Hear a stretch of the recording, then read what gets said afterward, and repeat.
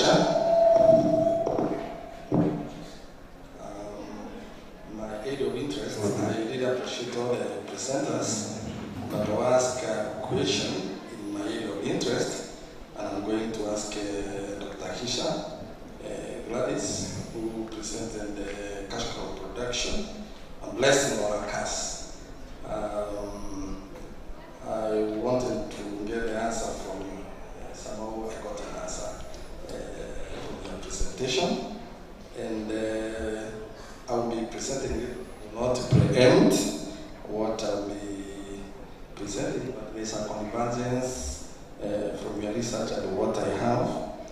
But my question is, what parameter did you use to measure food security in Bungoma, so that we can say, yeah, there is food insecurity or there is food security? I want to understand that from your study. Thank you.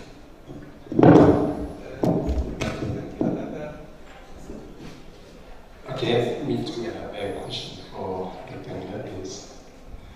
I'm just wondering aloud about this question, whether cash crop is a blessing or a curse. Are you carrying a similar study maybe provided here in the question I have? Thank you. Presenters, you did a good work and all such of elements. I start with Elizabeth. Elizabeth, I think that last slide, it was on feed substrate or something. You had means and standard deviations, which was so, the standard deviation was so huge. There was a mean which was 0.3 and a standard deviation of 0.3 point something. That cannot happen. Standard deviation should not be more than 10% of the mean.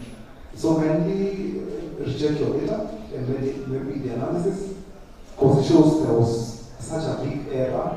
So just kindly rework. And for Dr. Sitati, now that you had such a good finding that there was food insecurity based on farmers capitalizing on tobacco, which even the buyer already knows it will benefit the farmers. And you said more farmers are engaging in tobacco farming. What are you planning to do with this finding to help these farmers? Because apparently, food insecurity is not being covered by tobacco farming. And lastly, for Kaki, the co-author with Kaki, yes, I'm wondering how cheap will this microscope be? Because we know cancer diagnosis is expensive. You say the machines will be cheap. How cheap for the poor patients? Thank you. Those are three questions, yes? Fine. Oh, you forget. You're not ready to forget. Yes. But that's okay. Can I use this microphone? Yes. I'm fixing one more. But I wanted to make a comment before you answer. Okay, thank you for the questions. I will start with the first question where I was asked the parameters that I used to measure food security. I looked at the number of meals that are eaten in the household, and I realized it reaches a point when the household only eats one meal. And especially the grown-ups, they give up food for the children to eat. Two, I also looked at the quantity, how much food they eat. And I realized that the quantity of food eaten it reduces. During the harvest, when they have money from the companies after they have sold their product, they eat enough food. But it reaches a point when they reduce the amount of food. One, they reduce the number of meals, and two, they reduce the amount of food. It reached a point where the school children are told to go and fend for themselves. That region is also a sugarcane growing region. So the children go to people's farms and choose sugarcane to get satisfied, so that they can only come in the evening to eat one meal in the house. Now that is how dire the situation is. I hope I've answered your question. I looked at the number of meals and the amount of food eaten, the frequency of meals. Then the other question I've been challenged about Meru, if I've carried out a similar study, I think that's a challenge I'll take. I want to come to Meru knowing that it's a productive region. I'd like to compare the effect of tobacco production, specifically tobacco, on household food security. The third question was on what? What do you do with the results? What did I do with the results? I tried to get to the level 5 hospital there to look at the number of malnourished children as a result of tobacco growing. Those children who come from who stay in that region, but I was denied access. The process was so long. I was told to go to the ministry, get permission, go to the provincial, get permission, go and I gave up. But I think it's a challenge I will take. What have I done with those results? I will look at Meru, maybe also Embu, then compare the effect of tobacco production. Then from there, I'll always escalate it to the nutrition departments and to see what they can do with my results. Thank you. That's satisfactory. Yes? Thank you so much for previous presentation and question. We are not on the second round yet.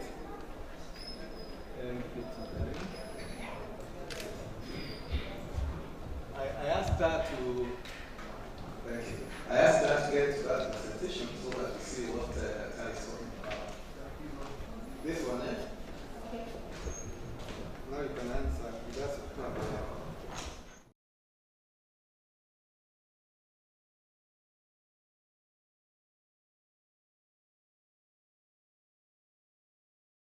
next.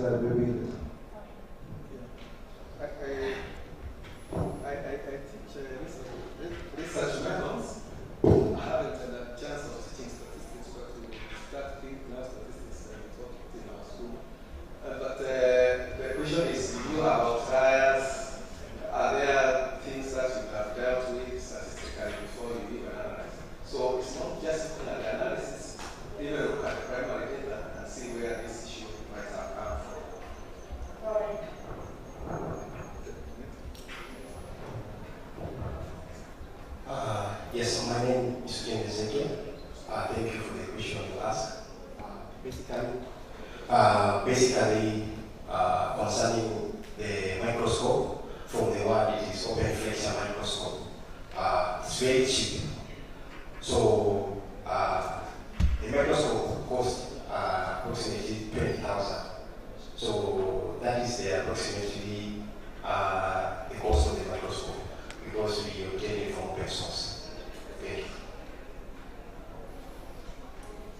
I want to engage this gentleman a little bit for the benefit of us who use microscopes. I've used microscopes for very many years, and this appears a very interesting microscope. My question is, can it be used to do other things like looking at microorganisms? Can we use it to teach undergraduates? Yes, I have whatever connection. Because I hear they assemble them here, and the microscopes we use are extremely expensive. So if I want to see the gram-negative and gram-positive bacteria, and I'm prepared myself, how do I implement that?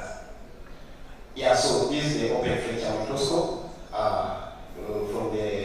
From the word open flexure, it is cost effective, and not only in the cancer diagnosis, we also use in malaria diagnosis, where also we have embedded AI, such that we can be able to do malaria diagnosis automatically.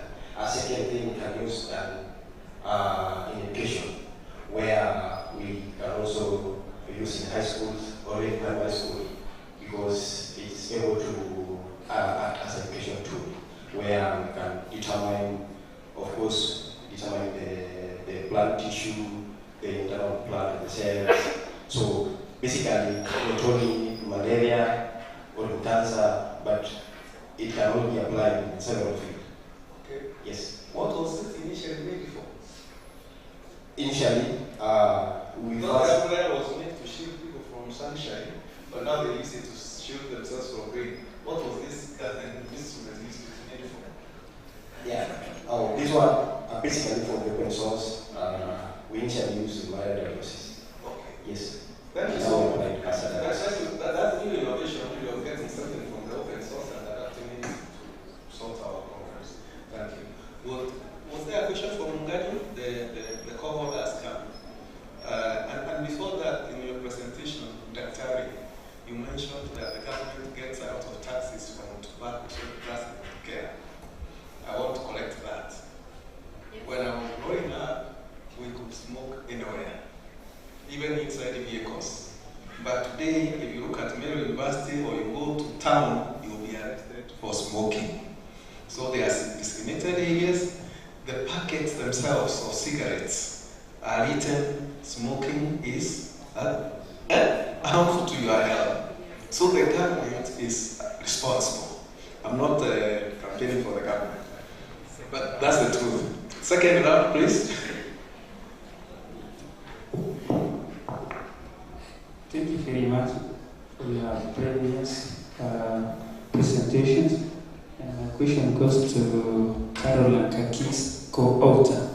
We all know that cancer is patterned in Kenya, and based on your previous presentation, you highlighted that 2018 the case of cancer was high. So I want to know the reason for that. Thank you. We'll take a round of 5 questions. More questions? Okay, the question goes to, I can't remember the name. Mungani? Somebody was presenting about black soldier flies. There were 2 of them, Elizabeth Oh, okay, sorry. Okay. So you wanted to replace fish meal with the black soldier flies to feed it live. Yeah? That was Mungani. Yes. Now the question is, what control experiment did you use? Because in any kind of a comparison, there must be a control experiment. Okay, these are 2 questions. Kirui? We go first. Mine also goes to Mungani. I would like to know the source of the BSF labbing. And secondly, if they are from fecal matter, I would wish to know whether they determine the presence of heavy metals. Because fish is a very good bioaccumulator of heavy metals. And we know human waste is also high in heavy metals. So are we safely eating fish whose meal has been replaced with protein is coming from labbing? Thank you. Thank you very much for your presentations. My question goes to Mungania, and it's kind of a concern because in your methodology you said that there are conditions for growth and development of black soldier fly. Total temperature at 28 degrees, humidity 60 to 70. But there is one that you said complete darkness. I really wanted to know, how about, is light a factor? What would happen if there is lighting? Does it affect the growth, the performance of the black soldier fly? My other concern is that you want to replace that with the black soldier fly larvae. And there are ethical considerations and even the cultural beliefs. People would really be scared a bit that using larvae I hear in Meru they say there is a name they use. It's like it's kind of scary. I don't know what would happen to that. My second question goes to Dr. Gladys.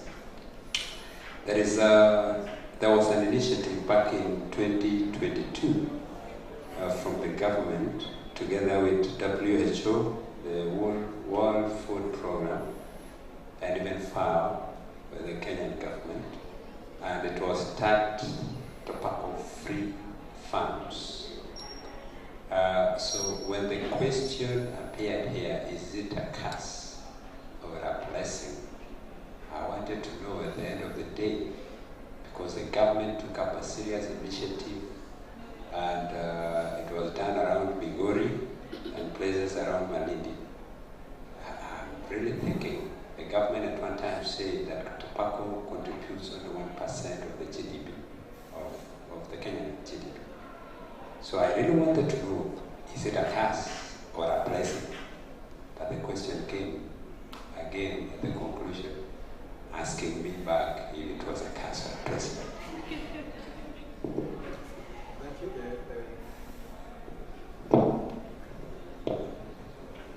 Yes, thank you, moderator. And I want to follow up on a question that you answered. I don't know whether you have been asked. It was about tobacco. That the government has put labels on the cigarette packets. What else do you say the government has done? It has stopped smoking because of secondary. Yes, it has passed a law or a regulation that there should be designated place for smoking. I think the concern of the presenter was, with all that, is that good enough for a responsible government? We are having the last question. No, it's already there. It's already this gentleman has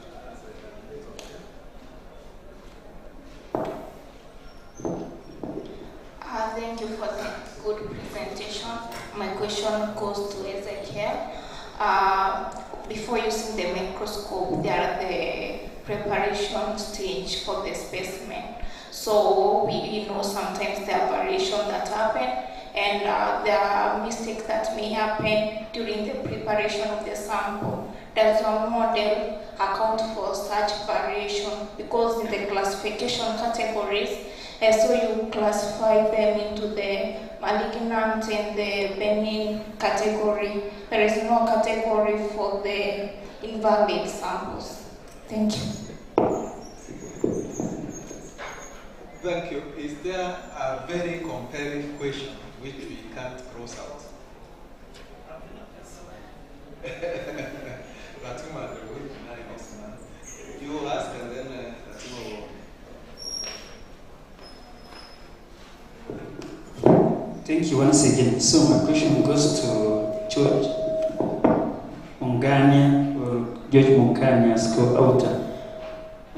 On methodology, you mentioned fish feeding. There was an adoption that a 90-day feeding trial was conducted using randomized complete block design at most.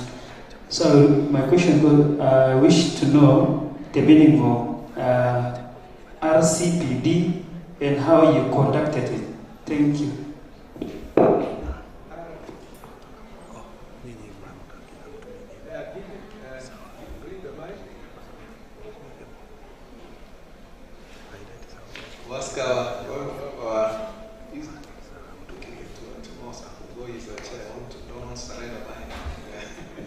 Okay, thank you so much. Let me simplify my question quite fast. It goes to Kisa.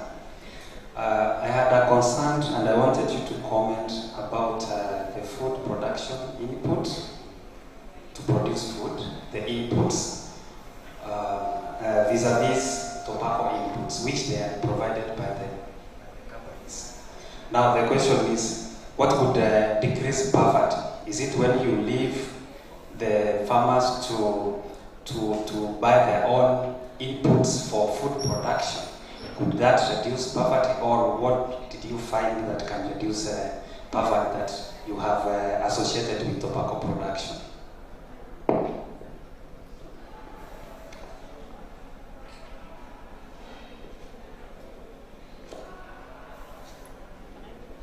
Thank you. Thank you very much for the questions. I'll start with the last question. Tobacco production is being carried out because the farmers are given inputs. They're given fertilizer, they're given pesticides, they're given herbicides, and that entices the farmer to grow tobacco. I said that if there was a cooperative society that gave, and you know, the companies are very careful, they keep on inspecting to see if those inputs are being used for tobacco production or if they're being diverted. So if there was a company, a cooperative society that would give inputs to the farmers to grow food, I can assure you that the farmers would stop growing tobacco. Because of poverty, they cannot afford the inputs, and that is why they go for tobacco growing. I want to challenge Prof. You said that now the government has written that tobacco smoking is harmful to your health, and there are smoking areas. That does not deter people from not smoking. I can confess that when I was in the university, my brother used to smoke. One time I stole his cigarette, and went and hid myself in my university room and tried to smoke. It choked me. I choked on it, and I never went back. Imagine if I did not choke. Maybe right now I'd be a chain smoker. High school students are smoking, despite the fact that the government has written that smoking is harmful to your health and should not be smoked by people below 18 years. So that does not deter people from smoking. School children are smoking. Even very young children in primary schools are smoking.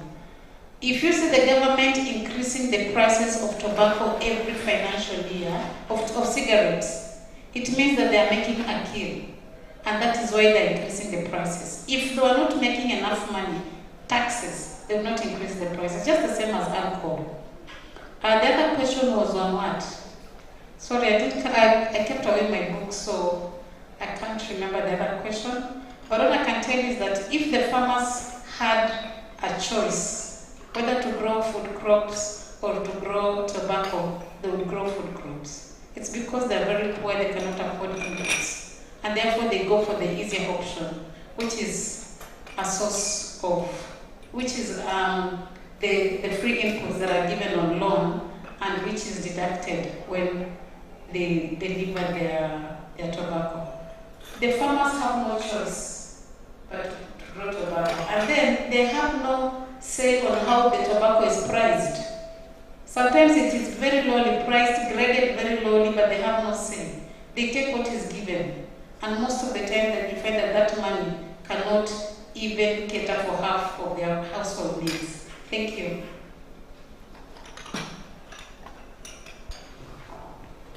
Yes, thank you. I would like thank you for your question.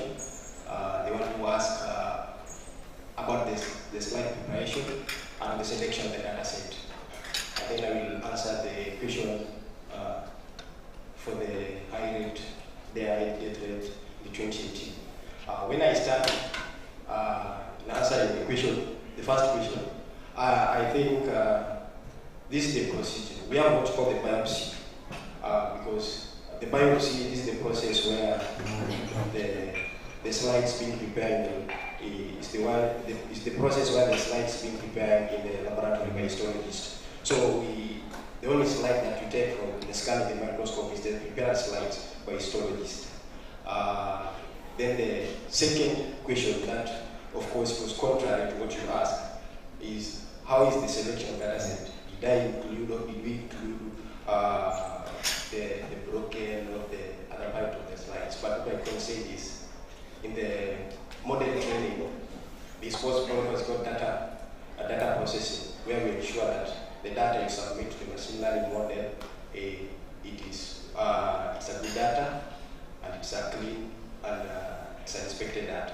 So we only submit a classification data to a machine learning model. So in that case, we cannot have a data that is not well prepared.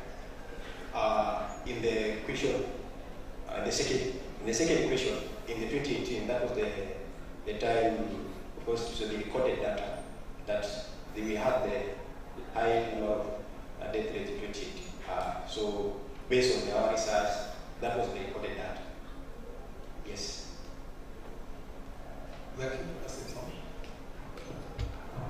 Thank you very much. I'm answering the question on the partial replacement of BSFL with fish meal. So the first question was on which is the control in the experiments. In the 3 diets that we talked about, one at 0%, the other one at 50%, and the third one at 100% replacement of fish meal with BSFL.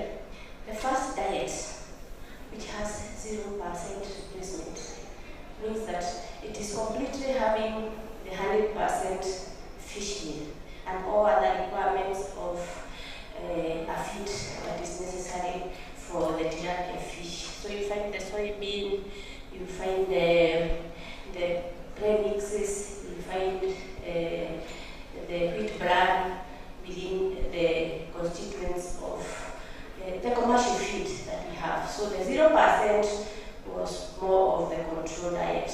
You may ask why we only have the 2, the 50 and the 100, because the other previous studies that have been done like Wachira, Tipariadam, Kuti, all that.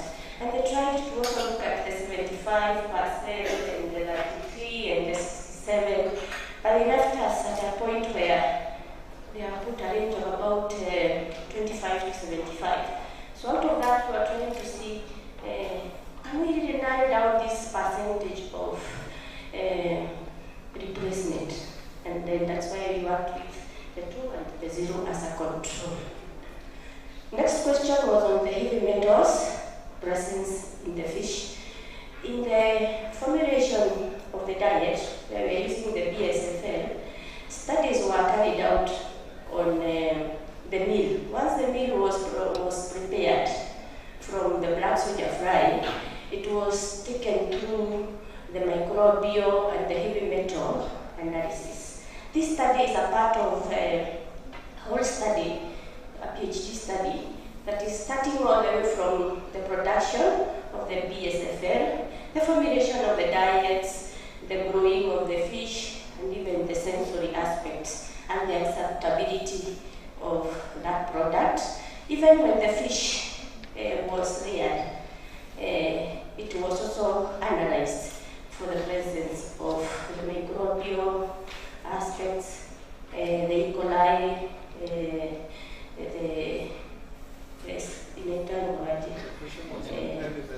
even the heavy metals. But on the fish, we did just as a confirmatory, because the real data that we have in the analysis is on the BSFL meal before forming the fish diet, which was done quite well here, and we have an analysis on that.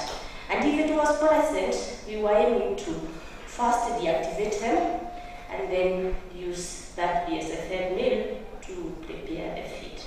So that work has been well catered for in the bigger PhD thesis.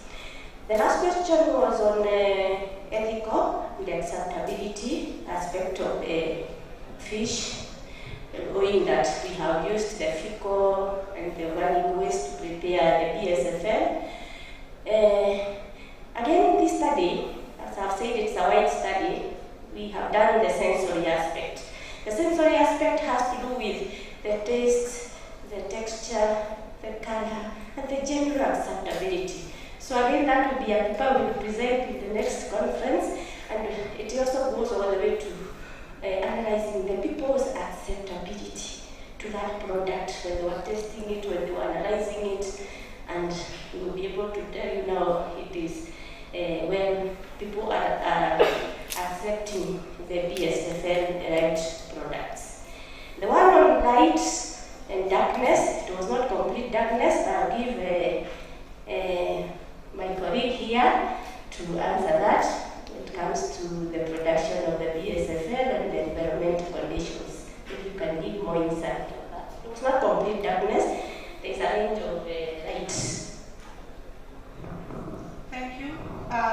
The BSF is reared under the normal conditions, but the darkness, the presence of darkness comes at the preparation stage, because the larvae or the pupae is able to emerge faster under dark conditions, which can be provided artificially. You just cover the cage with a dark cloth, and then the pupae is able to pupate faster. Otherwise, the rest of the stages in the life cycle can thrive in the normal environmental conditions around the university. Thank you. Thank you so much. Thank you so much.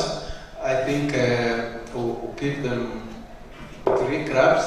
One, I'm very impressed by the teams which worked.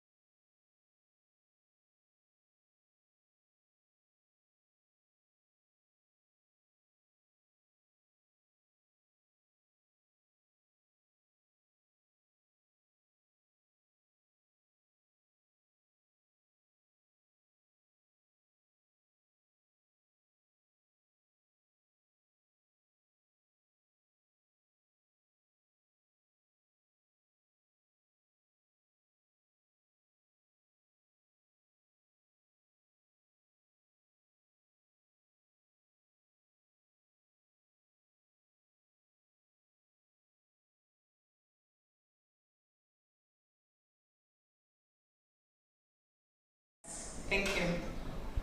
Okay, it's always debatable, especially what really causes poverty in rural areas.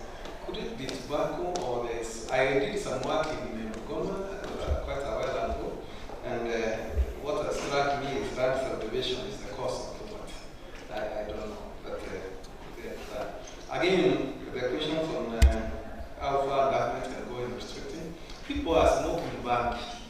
The government is trying to do everything, but people are who they are, so there's trauma that can be done. I think we should take personal responsibility. I'm not defending the government. So I'll ask my colleague, Dr. Latemo, to take over as I chat kidogo with Rebecca Ibere to see how she can replace me and don't mind for now. I have. Okay, Dr. take over. I hold for you. Thank you, Prof, for the excellent job that you have done this morning. I know we are about 40 minutes late in the second session, so we will welcome the next set of presenters, starting with Gitari. Gitari will come. After that, we go to the next. We can, if we can work very fast within 10 minutes presentation, we can do 4 so that we reduce the number of presenters in the afternoon, so that we can allow some people to leave earlier, so that we don't have an empty room. So without much ado, Gitari, you can come and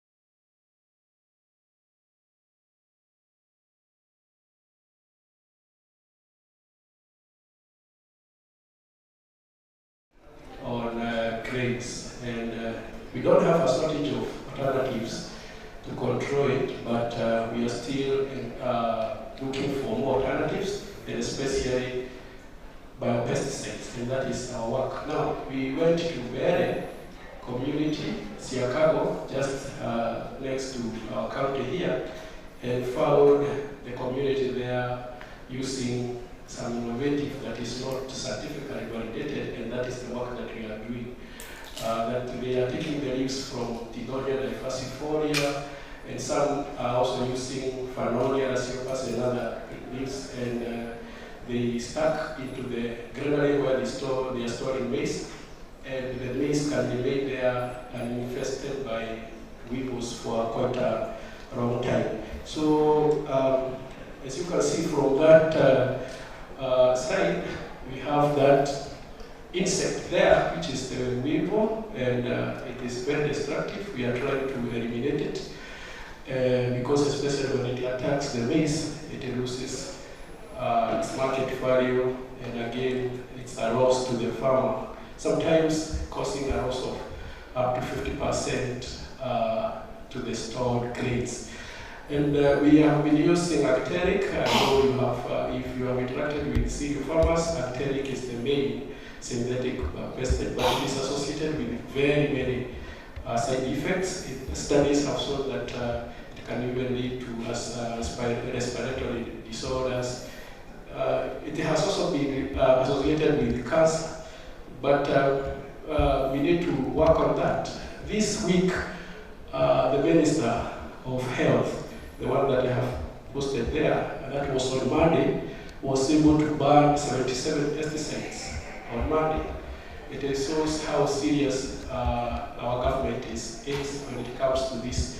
So we have very many pesticides that are not very good to the health of our population, and therefore they are being banned. But very few people are talking about the alternative, and that's why I've come here, and we are looking at how we can manage our weevils using Tithonia diversifolia and Fanonia raciopas, both of them from the family of Estaraceae. Tithonia is referred to as Maroro by the community in Bere, and the other one is Musala, because of its bitter trait. Those pictures, I took them myself. So the characterization of insecticidal properties is a wide study, but for this, at this time, I'm going to look at only two objectives. So one of the characteristics of checking whether an agent can be used as a bioresource for insecticide is checking at the antefeedant properties, and here we looked at two criteria.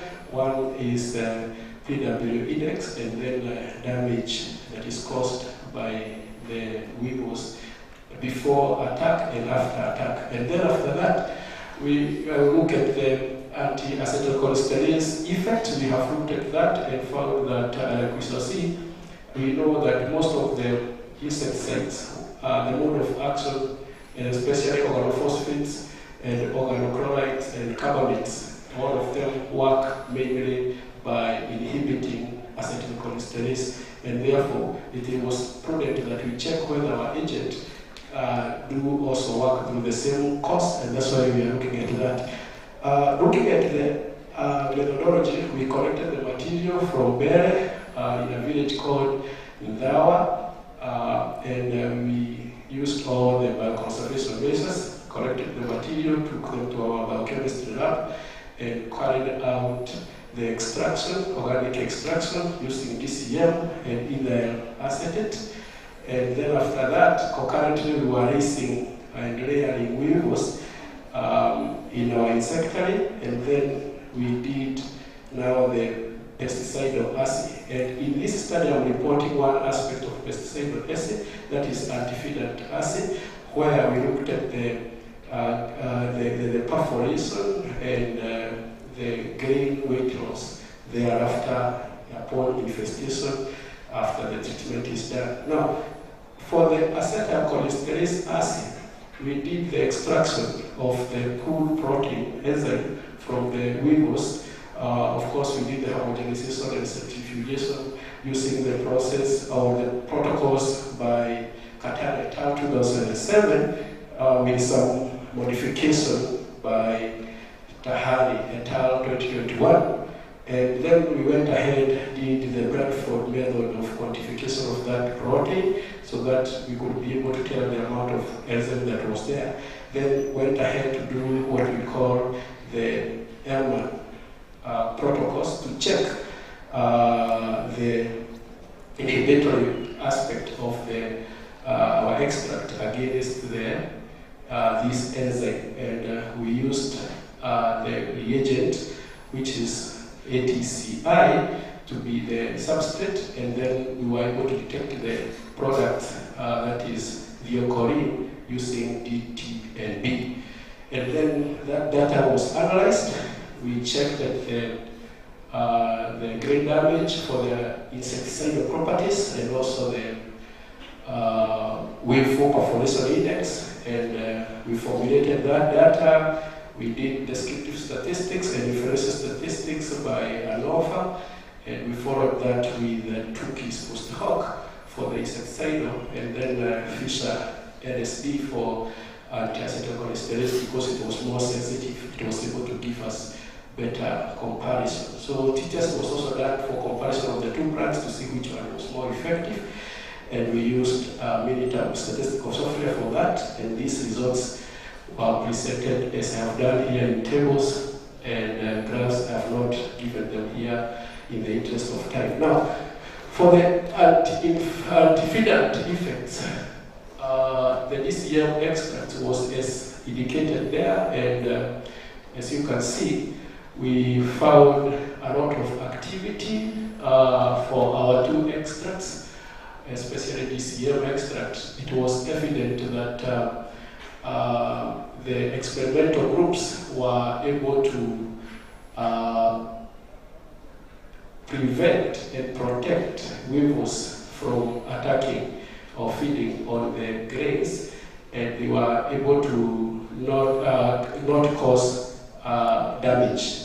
That was evident by the PD and PWL as indicated there, and the activity was dose dependent, indicating or showing that we were able to postulate that as you increase the concentration of the extract, you are also increasing the active biocompounds in our chemical, and that way we can then do an LD50 and be able to get the actual concentration.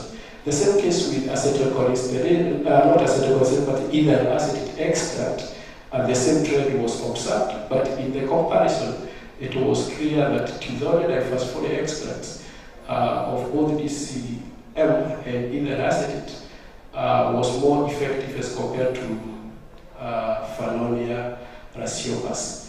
Now, when it comes to the anti-acetylcholinesterase, this was to determine whether our extract or the herbal agent was working just like other organophosphates that we have in the market.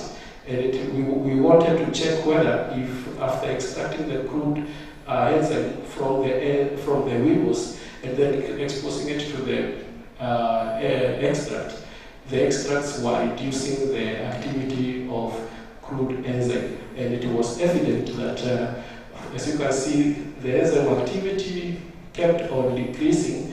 At some point, it was even comparable to the positive control of our experiment, that is actinic. And the inhibition activity was very evident. The extract acted as an inhibitor. And that was for DCM and ethyl acetate. The trend remained, and this was a very exciting discovery. So in conclusion, we find that our extract from tizole diphosphorate and Phanonia raciopas, both of them have insecticidal properties as far as antifidant properties is concerned. And to give it a further test, it is clear that the extracts do alter the acetylcholinesterase enzyme, and therefore they can be used to kill the weevils by altering the neuron transmission in the weevil. Thank you so much.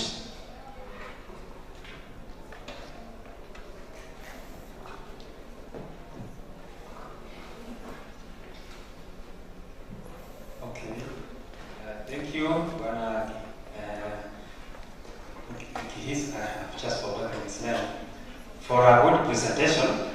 I am sure you are keeping the questions. We welcome the next presenter, Dr. Tambura.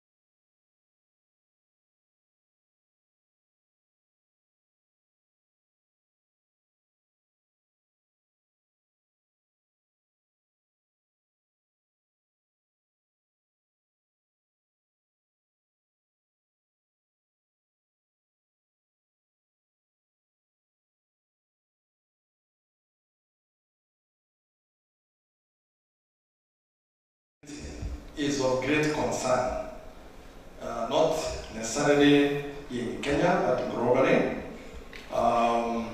Even the UN formulated SDG number 2, whereby there was a concern to reduce hunger and have zero hunger by the year 2030. In Kenya, according to EBERE 2019, 12% of Kenyan households are food insecure. And the reason why we wanted to do this study in Meru is to ascertain what is the level of food security in Meru. Our concern was also to go across the agroecological zones. Meru is blessed with a wide scope of agroecological zones, starting from the tropical alpine at the top of the Mount Kenya, going down to lowland, near places like Meru National Park or Kunate. You'll find that it is lowland, which is the grazing zone, is ranching. So there is a wide scope, and according to Mutea et al., there is this wide agroecological zone. So these agroecological zones, they have been set or they have been determined using topography, rainfall, soil characteristics, including also the natural vegetation. So studies elsewhere have found that agroecological zones affect household food security and the farm efficiency, according to Durango Report 2017. Our objective for this study is to assess food security across 3 agroecological zones that were chosen. And it was purposely chosen for study because these are very well known as the areas where food is found within the county. That is the Lower Highland 1, Upper Mainland 2, UM2, and Lower Mainland 6. So our problem is that despite Meru County being known as an agricultural county with enormous agricultural potential, including exporting various crops, there are pockets of food insecurity. We have, where we have found this, these food insecurity issues, they are linked to agroecological zones, the conditions that exist in various places. Also, according to MWAFO, commercialization has really affected how food is made available and whether the populations can be food secure or not. And this is because cash crops have replaced food see the results later. So this study seeks to answer the question, how do these agroecological zones affect food available for consumption within the Meru County? Our methodology is we chose these three agroecological zones, the lower highland one, which is normally called the T zone, and this is the areas of Mariba in Southern Menti. We also went to Mariene, which is Upper Midland 2, and also Rurerolera and Akive. Rurerolera is Boring, and Akive is in Tigania West. We got a sample of 46 households, and this was determined by this formula by Fox et al. 2009.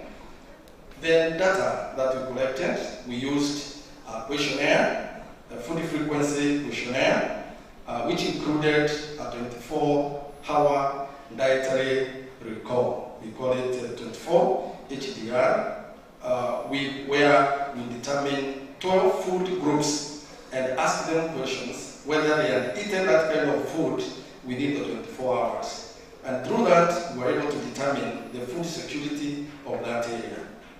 We used statistics such as chi-square and also R to determine, to test the data.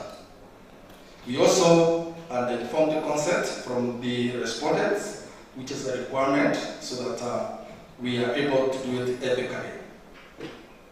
We used this questionnaire, the household dietary, we used the data we got to determine the household dietary diversity score, HDDS, which we got from the data that we fed to SPSS. And in this data, we have standards of how do we determine the community that is food secure, the household that is food secure or not. So we used the FAO, FHI 360 to 2016, whereby 0 to 3.9 or less than 4, this group, which is called this, which are these food groups, was categorized as being severely food insecure. If a group and 4 to up to 6 or less than 6, that was moderately food insecure. And if a household consumed foods, 6 groups of foods up to 12, that was food secure. So we used that criteria to determine the food security. In our results, we obtained the socioeconomic characteristics of the respondents, where we had the ecological zone, where that place is, the age of the respondents, higher level of education, occupation of the respondents, marital status, household size, main source of households, monthly income, and the type of farming. And from this information, data is quite obscure there. I was trying to squeeze in the slides there. We found that the level of education, the marital status, the amount of monthly income, and the type of farming had significant effect on food security, considering the chi-square that we scored on that, those parameters. On food groups consumed per agroecological zone, the orange there is agroecology zone LH1. Gray is UM2, and this is not red or whatever, is LM6. So that trend there, we find that these 12 food groups that we were asking people whether they had consumed, they included cereals, tea, beverage, cooked more vegetables, legumes, root crops, milk, sugar, fruits, eggs, meat, and fish. And in Meru, the highest consumed product was cereals, of course, due to maize, and most people also consuming rice. Tea, most places they consumed tea and they cooked on oil and the rest. And the least consumed food was fish. No one was eating fish. And the meat, small amount, small number, small quantities there, and the eggs also. Now, the crops grown by household is that the main crops that were grown in all these places was maize, beans, and vegetables, which were grown across all agricultural zones. So those were the main crops that we found growing there, as shown in that table. Then, the main cash crops that were grown in those areas of study in LH1.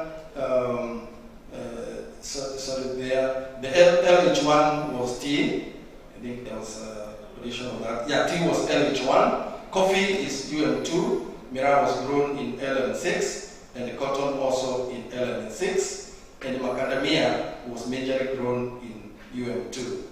And we found also that fruits are mainly grown in UM2, with lower frequencies in the other AEZs. How did we associate food security and agricultural zones? When we considered the score, the HDDS, those who scored, as we saw earlier, up to 6 to 12, those are food secure. Below 6, those are food insecure, whether moderately or severe. And we found that lower IRAD 1 and UM2 are food secure, but lower Midland 6 was food moderately food insecure. Finally, in the discussion, we determined that in the conclusion, let me go to the conclusion, is that food security in Meru County is shaped by socioeconomic and ecological variables. Where food is grown, because people eat food that they grow, we found that there is association. So where people don't grow certain foods, then they don't consume that food. And agricultural zones affect the food consumption. Also, we can conclude that the targeted AEZs, specific policies and food security strategies are essential for sustainable food systems, so that when we want to manage any food security issue, we have to ask ourselves, which zone is it, so that we can specifically not just take in the county and address the issue of food insecurity. It has to be specific to agroecological zone. Thank you very much. And this is the reference where we got that information. And thank you very much.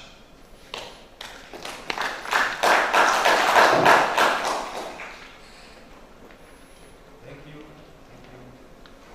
Bwana Tambura, Ezekiel.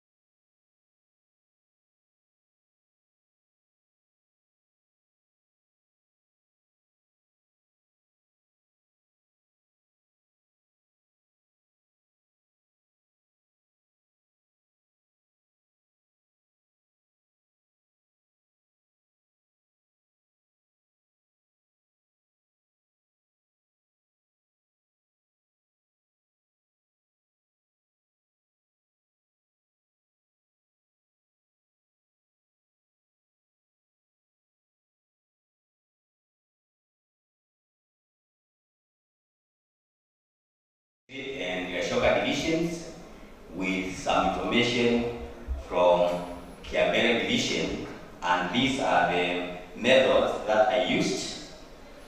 The aim was to understand from a gender perspective the post-harvest practices and how these result into food security or insecurity for that matter, depending on the activities that take place and who undertakes these activities, because the post-harvest activities are gendered in nature.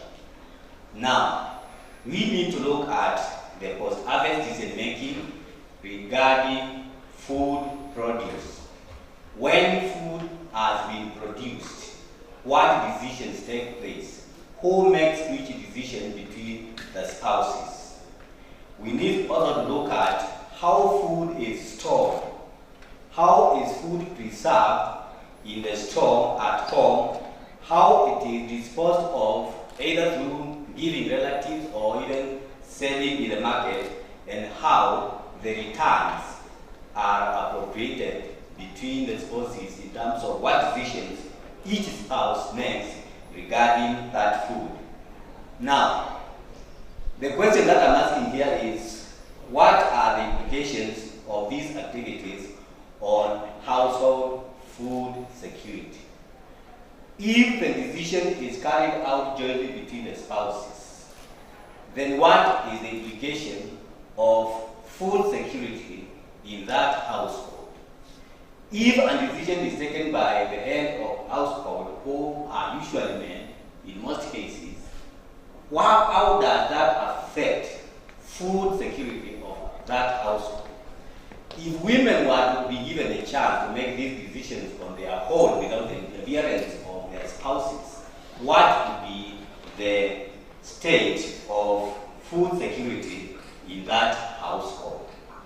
So, when it comes to findings, we need to start with how food is stored.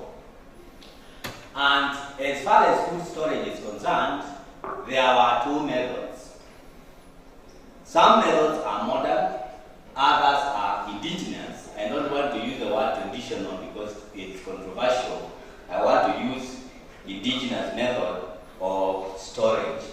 One of these methods is preserving food in a granary like the one you can see in that picture.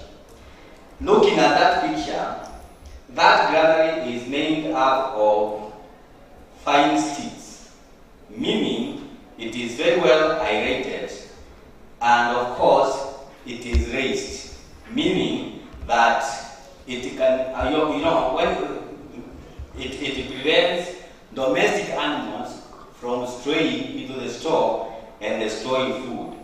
But of course, because it is made of grass, rodents like mice, weevils are not prevented from getting there. But what we need to know is that food stored this way was especially before it was threshed. Freshly from the farm, put in there before threshing. Of course, there are crops that are threshed on farm, but there are also other crops that are not threshed on farm. They are stored in this granary for some time before they are threshed. Now, the question as far as this structure is concerned is, what is gender in this, or where is gender in this? The gender in this is in the construction. The construction of this structure is a preserve of men and not every man, because it has some skills. You have to identify the sticks from the forest that may not be destroyed by wood weevils first, so that it can take a long time. And this skill was not, or is not with everyone. It is a preserve of men, and not just every man, but particular people who know the art, because we are talking about indigenous, we are talking about tradition. This tradition is fading out. There are very many people, even here, probably, who have never seen this kind of structure. Then, when grains are threshed, we have another structure where grains are put when they are threshed. Again, we are asking ourselves, what is gender in this and what are the implications of household food security as far as this structure is concerned. Now, this structure is locally called Mururu. I don't think there is an English equivalent unless we come up with English equivalent now, but locally it is called Mururu. Once it has been constructed, there is normally a structure built around it and a roof so that it is shielded from the elements of the sun, the elements of rain, so that at the end of the day, rainwater cannot get its way into the structure and destroy the crops. Now, what is gender in this? The gender in this is that it is also a preserve of men in terms of construction. So, up to that point where we have the structure for the storage of grains, women play no role. Many times, if they are to play a role, is to fetch for the grass. You can also be able to observe that the structure has a mouth. This is the mouth from where grains are put when they have been threshed. And of course, you also get the grains from that point. And like I've said, it is a preserve of men and not women. And it is almost blasphemy for a woman to try to construct that structure. Now, what are the modern methods which farmers were using? Use of chemicals, like the last presenter said. And like I said, I am doing the sociology of food, not the biology or the chemistry or the physics of food. And that's why perhaps I may not answer a question in terms of the efficacy of these chemicals, but they use chemicals, they use some sacs, the aromatic sacs, that when used, the grains that have been used to store, in the aromatic sacs, the grains cannot grow. That is another challenge. So, what do people do to ensure that?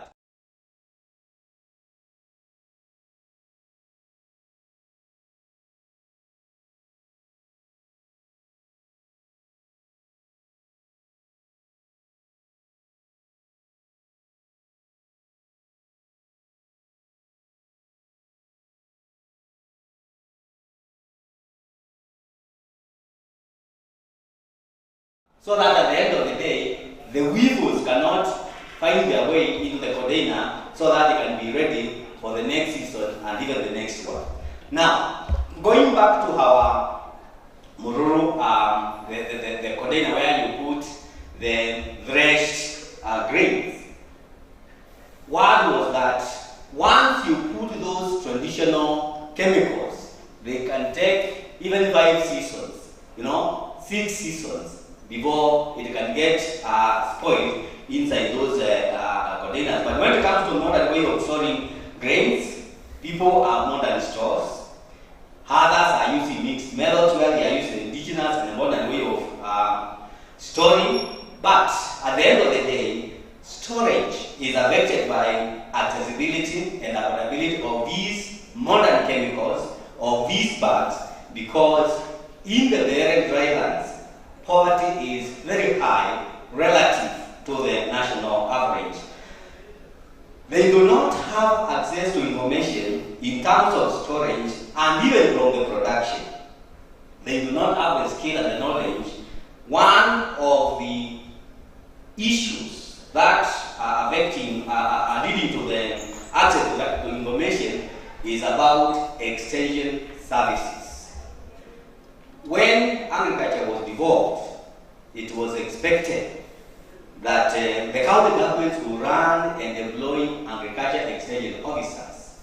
But what they did was to employ ward reps, village reps, from any profession. I think there are also village reps who are engineers, people who may not necessarily, help the local farm to identify the right seeds, to identify the best way of soil conservation, to identify the best way of storage, but people who are just there working for the governor politically but not helping the local farmer. And therefore, the farmer was ignored. Now, if the farmer was ignored, then it means that they are only using knowledge from experience, which may not be enough. Now, when it comes to marketing, because we are talking about disposal of harvest in terms of, storage, we are talking about harvest handling of grains in terms of storage and marketing. When it comes to marketing, local farmers would rather give their produce to middlemen as opposed to the National Cereals and the Produce Board, which is not very many kilometers away. But for the reason that the middlemen are giving them money instantly, they are at ease giving their produce to the middlemen as opposed to the National Cereals and the Produce Board.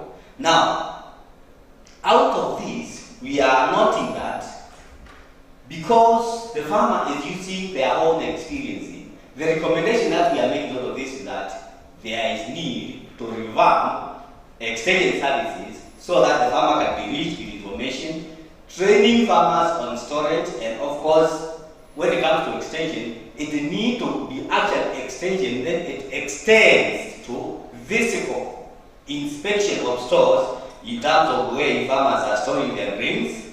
And I think the lowering of inputs would also be very important, because we are talking about a very poor community, perhaps poorer than the one we have been taught about Bungoma.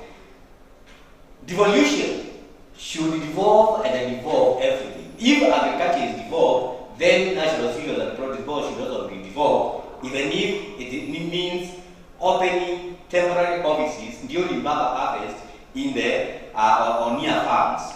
Then, of course, we need to look at how we can hybrid the indigenous and the modern methods of storage, so that at the end of the day, we can get hybrid method of storage to avoid those post-harvest losses. Of course, we expect continuous research by the Kenya Agriculture and Livestock Research Organization and other stakeholders. Thank you.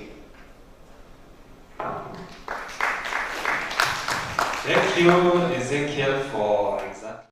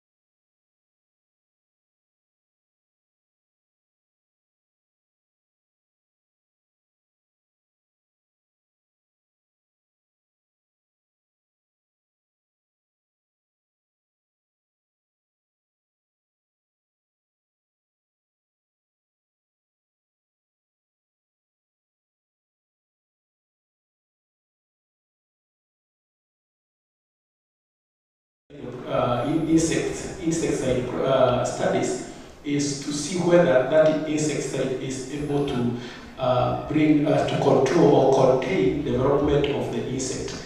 And this is what this study I'm presenting here was all about. So I looked at two aspects to see whether it has officidal properties so that it can be able to prevent the insects from laying eggs, and if it can be able also to prevent the eggs from hatching, or what we call officidal.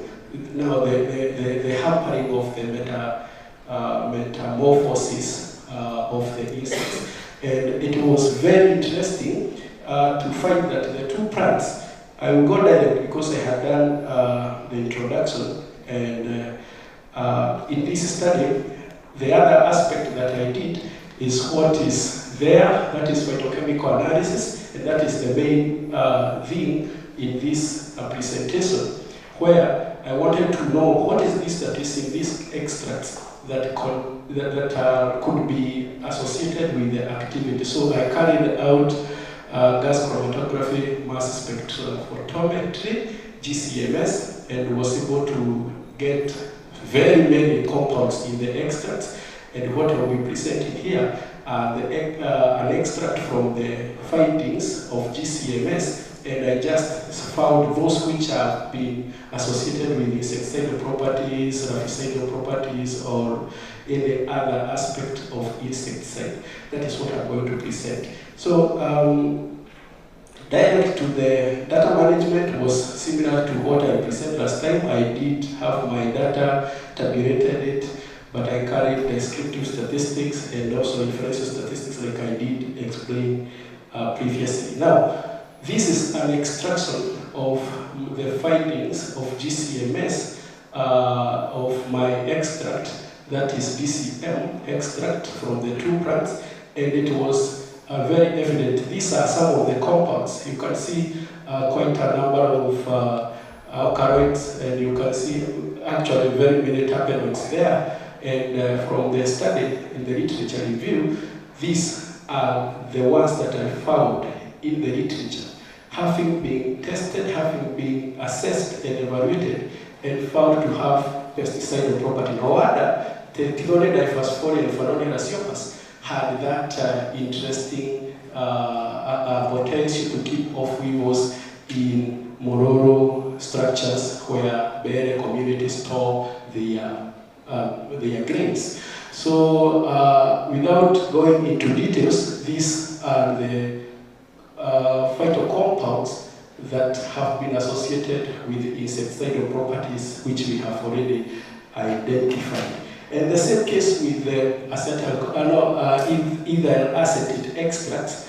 I know you were asking me why I did get dichloromethane and also ethyl acetate extract for my study, and not methanol or maybe something, but it is basically because from the literature I had done some piloting and found that methanol extract, methanolic extract, and other polar extractions do not exhibit much insecticidal property. So I went to the non-polar. That's why I selected the dichloromethane and ethyl acetate. And I did GCMS, and from the GCMS I got some of the compounds, and the compounds that were interestingly found to have been researched on, and maybe from other plants or still from the same family of Asteraceae, and found to contain related activity, were here, and they are going to assist us a lot going forward as we think on how now to do the isolation and maybe checking at the compound at a time as we move forward towards development of a commercial biopesticide. On the developmental deterrence effect, I did say that every effective insecticide, and remember on this side we are talking about herbal insecticide, not the synthetic, the ones that are being banned by the government, of course, for the reasons that we all know why. We are looking for a herbal herbicide that, not herbicide but pesticide that will not have harmful effects to the environment and also to the health of human beings and other livestock. So we are looking at the one that will be able to kill the pest and not kill non-targeted animals, and still maintain the availability and cost effectiveness. I was able to do developmental check to see whether they are able to contain development of the weevils, and I did ovipositor deterrence test, and I found that my extract from ECM, Tithonia diphasfolia, was able to seriously reduce the oviposition at an appreciable rate, at a dose or concentration dependent pattern, for the reasons that I think is as you increase the concentration, you're also increasing the concentration of the active compounds. The same case with the F1 progeny, first few generation, we checked that the number of weevils that emerge or are able to hatch from the eggs after 35 days of our experiment after infestation, and we found that the number of eggs that hatch into weevils were reduced after treating the grains with these extracts at different concentrations, and that trend was also very important. So the same trend was seen with ethyl acetate, but the ethyl acetate activity was better compared to DCM extract, and Tithonia diphasfolia, when they were compared with Fallonia raciopas, we found that Tithonia diphasfolia was a better protector of the grains compared to raciopas. So we recommend, and we are continuing to tell farmers to continue using these leaves, at least even with the rudimentary method that they are doing, as we are ready to develop even a better herb of pesticide from them. Otherwise, that is our study, and we conclusively say that the extracts contain active phytocompounds that have been found to be associated with pesticidal properties, and it is very evident that the extracts here can be able to hamper both oviposition as well as contain raficidal properties by preventing the development of the various stages of weevil, and that way it is able to be insecticidal. Thank you very much. That is where I end my presentation.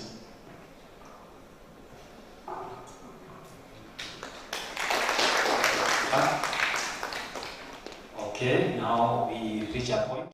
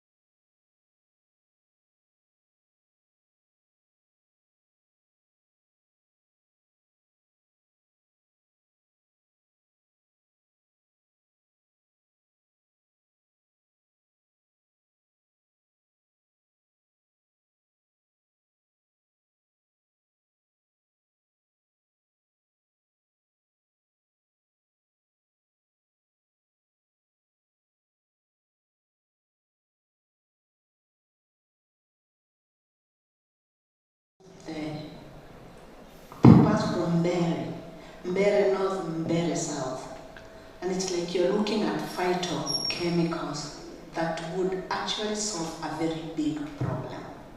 Because every time I buy a packet of unga, I'm living in my empty nest. Before I have eaten half the ugali, butterflies fly out of my unga. And what you're doing is so impressive. The last presenter, I wish you could have shown us the two plants, the Tithonia and bringing business here. Maruru cannot be built by women. That's a good thing to find out. But I think on top of finding that you can actually stop weevils, if we can stop weevils at any cost, because of the things they are using, the ash, the phytochemicals, and the structure. That structure, I am so curious about it, that it stops the water seeping into the grain, which means that it will protect even from aflatoxin. I'm hoping somebody here is listening to me and would look at the grains in those structures and find out whether we do develop aflatoxin, which is one of the other dangers with our grain storage. What I wanted to know in this Maruru, they mix the grains with the ash of any plant, any ash, and what I want to find out from the other guy who is like, you're working on a research that's so related and not working together. Can you work together? You would make a bomb, the two of you. Because I would want to know, is it the flowers or the leaves of the Tithonia and the other plant that are giving you the best effect without you even going to the extraction? Because it would appear with just burning it, you have a solution. If the two of you are to work together, you would know which spikes are giving you the best. See, from the flowers, from the leaves. And should people in Meru, where it grows wild, start packaging flowers for an industry? Those are very many questions on my list. And suggestions.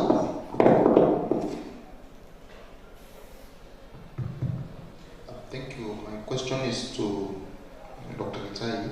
I think you answered my questions, but still I have some remnant remaining on the decision to move for DCM and ethyl acetate, which are seen to be polar, especially ethyl acetate is told to be moderately polar, and I see its efficacy was higher. If you went for other organic solvents that are close to being in between polar and non-polar, don't you think? You didn't do those trial tests, perhaps you can comment on that.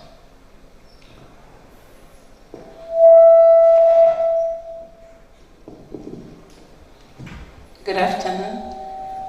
My question goes to Dr. Gitahi. Thank you for the presentation. Mine is to ask, I did not get it, what is the formulation you used after extraction of the enzyme? In what form did you then test it? Is it a dust? Is it a liquid? And then, considering it's an organic product and it is most likely biodegradable, how long does the effect last? Especially for the antioxidant, for how long is it effective? Another question is a general question. What potential do you see in this extract? Because I see you compared with Acteric, which is a commercial product. I don't know if the level and the quantities of the active ingredient were the same, but I think the results are quite impressive. So what are the potential? What is the potential in commercializing this product? Thank you. Maybe mine is the Excel to Dr. Gitahi. You mentioned that the choice of your solvent for extraction or DCM and ethyl acetate. Maybe trying to answer Dr. Mwari, I could suggest that you could have gone for a mixture of hexane and ethyl acetate. Maybe it would have given you better activity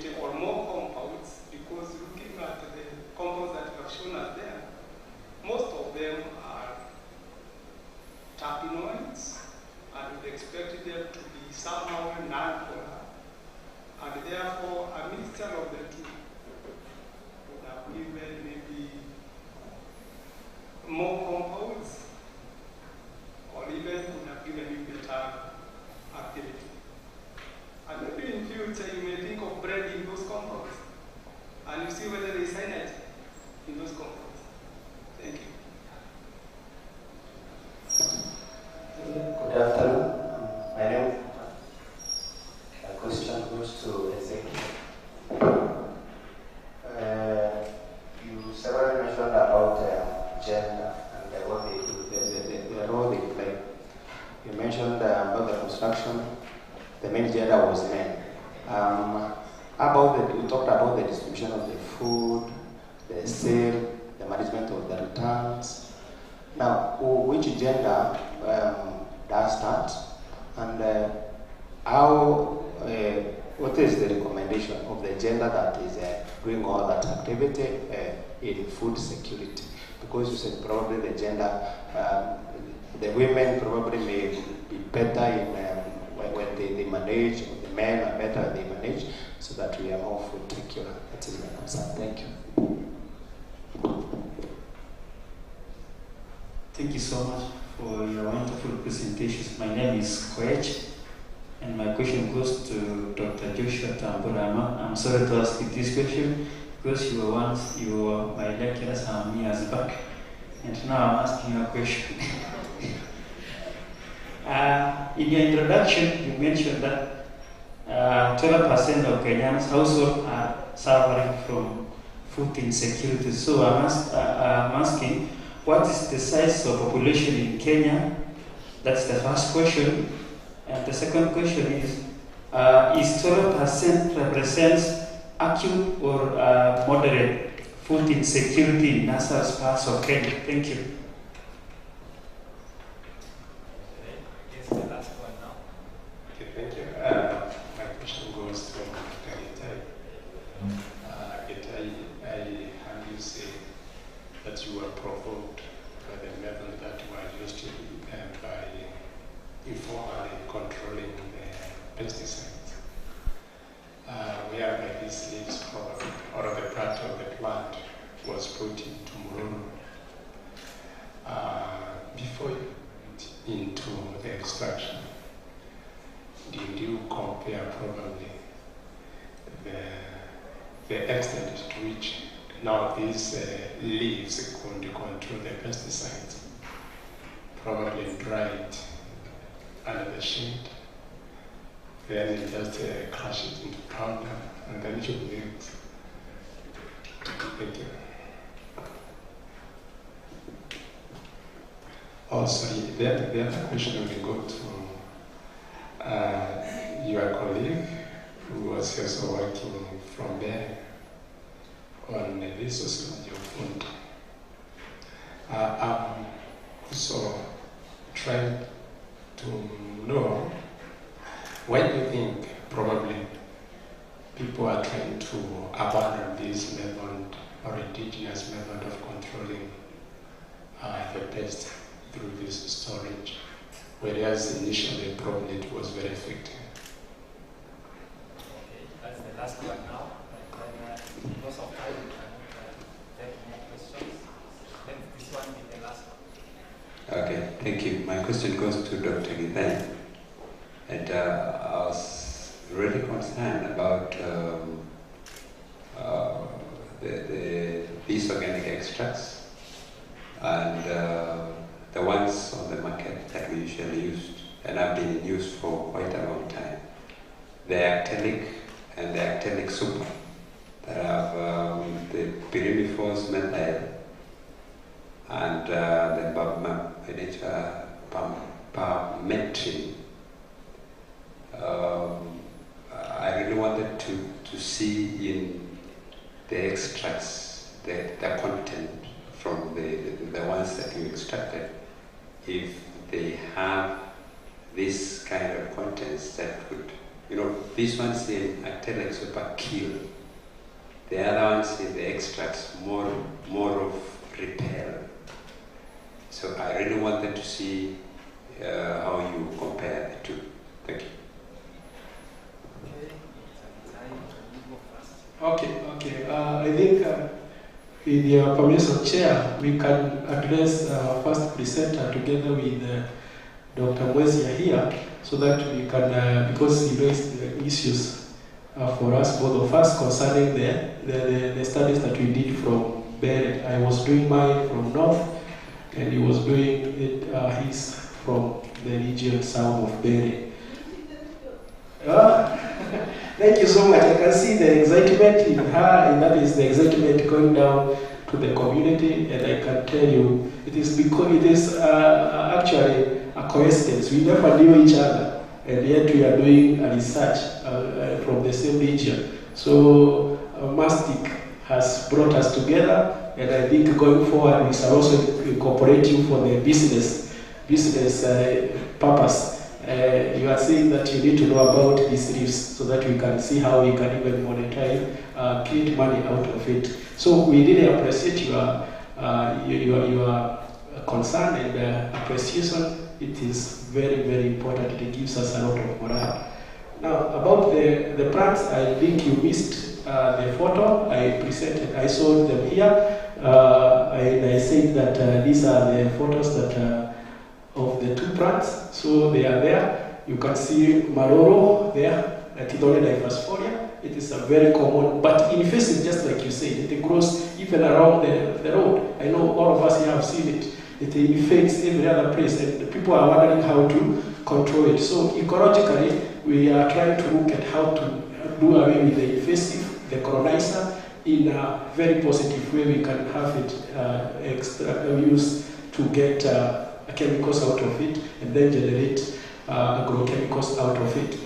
Maybe you have not seen Osada. It is also there. You can be able to see. Then you talked about which part of the plant. After doing or carrying out my folkloric study, herbalists there told me that they use leaves, not flowers. But it is also, we are also open in this study. Maybe we shall carry out, we shall check on the flowers to see which one is more effective. Whatever we are doing at this moment, we are just preliminary studies to check where maybe we can get the best chemicals.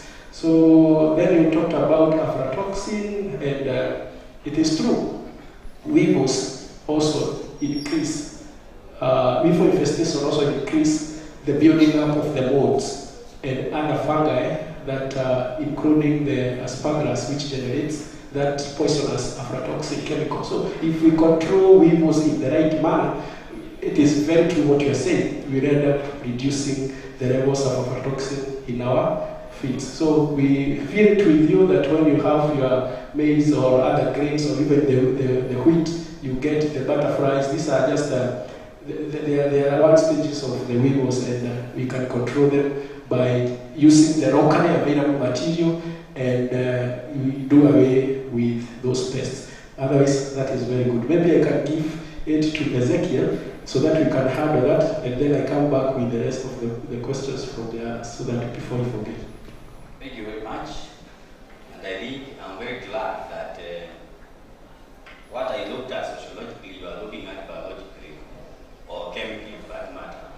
So that when and if you get to know the efficacy of these leaves, then we can go down there with you for civic education or even for extension education.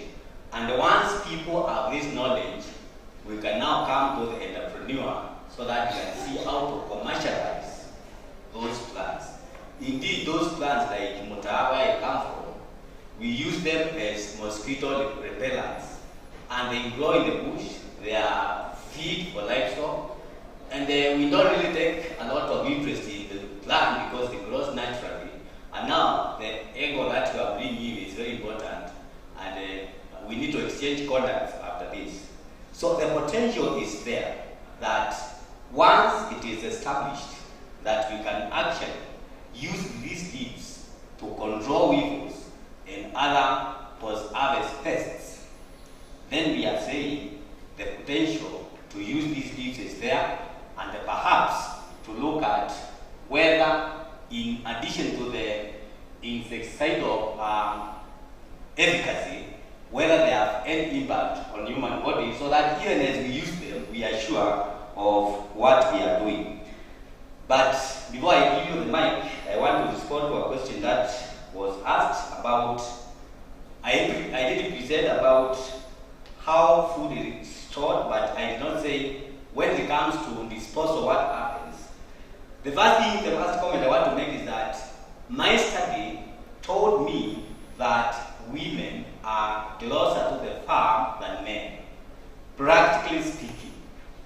Not in terms of what you are thinking, what people are thinking, but practically speaking, women are more closer to the farm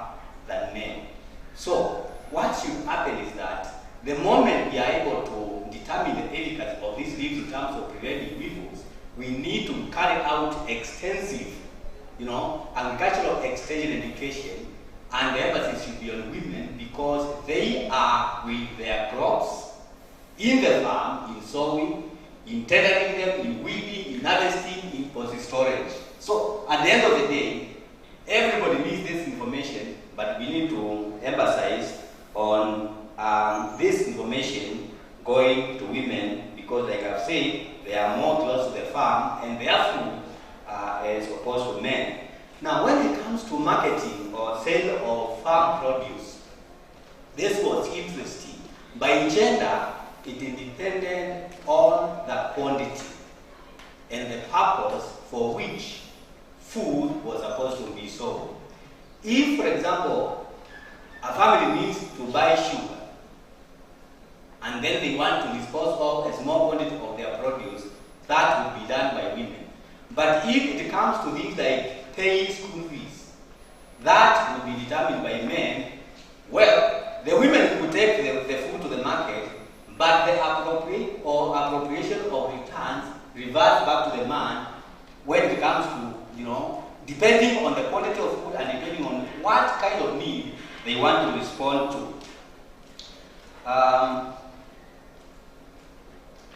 When it comes to storage, and as far as that bin was concerned, and I want to call it bin because the bin has implication of rubbish. We don't keep rubbish in those bins, we keep food. So I avoided calling it a bin. That's why I wanted to call it the traditional name. When it comes to these bins, let me call it the bins for now, but I wouldn't call them that after this. There were several, when it was Baba Alley, there would be several bins. Some were designated for the use by the woman, especially for subsistence use. These would be used first, and when they are exhausted, then they will go to the bins designated for men. But all the time, the man would be briefed in terms of the amount of food left in the bin so that they can be able to plan for the future in terms of when the bins are exhausted and then there is no Mbaba harvest in the following season. And therefore, that's how the storage was done and how the marketing was done. I want to take the mic back to you so that you can answer the other questions. Thank you. Thank you so much. Through the chair, allow me to address the issues raised by I can hear herself there, the carry there. And the first was about the formulation that I used. Traditionally or indigenously, I don't know which is the right name to use. They use powder, but largely they use leaves. In my study, they just stack leaves between the cobs. That is traditionally. But for the convenience of scientific study, I wanted to go deeper into the compounds to check the compounds. So I had to do the extraction so that it can have the feasibility and reproductivity of the study. So I used extract. I evaporated, after soaking in the solvent, I evaporated the solvent and then I was left with the paste and then diluted it into different concentrations. So I was using a liquid form of the extract. And even the actinic, like he was asking, I used the immiscible concentrate and then formulated into a liquid for consistency. Then, how long does it take? Effectiveness, I think that question was answered by Ezekiel. They can go up to 5 seasons. They can preserve the grains up to 5 seasons. It's only that has not been scientifically validated. Ezekiel has said that. I want to check whether that is really possible. But practically, by the farmers in Bere, they keep it with the material and the food or the grains are able to remain intact for up to 5 weeks, 5 seasons. And interestingly, when you use hematic polyethylene bag, like he said, you lose the viability. You cannot be able to plant the seeds into a seedling in the next season. But when you use botanicals, like in my case, the viability was retained, so I will get a better pesticide, a better way here.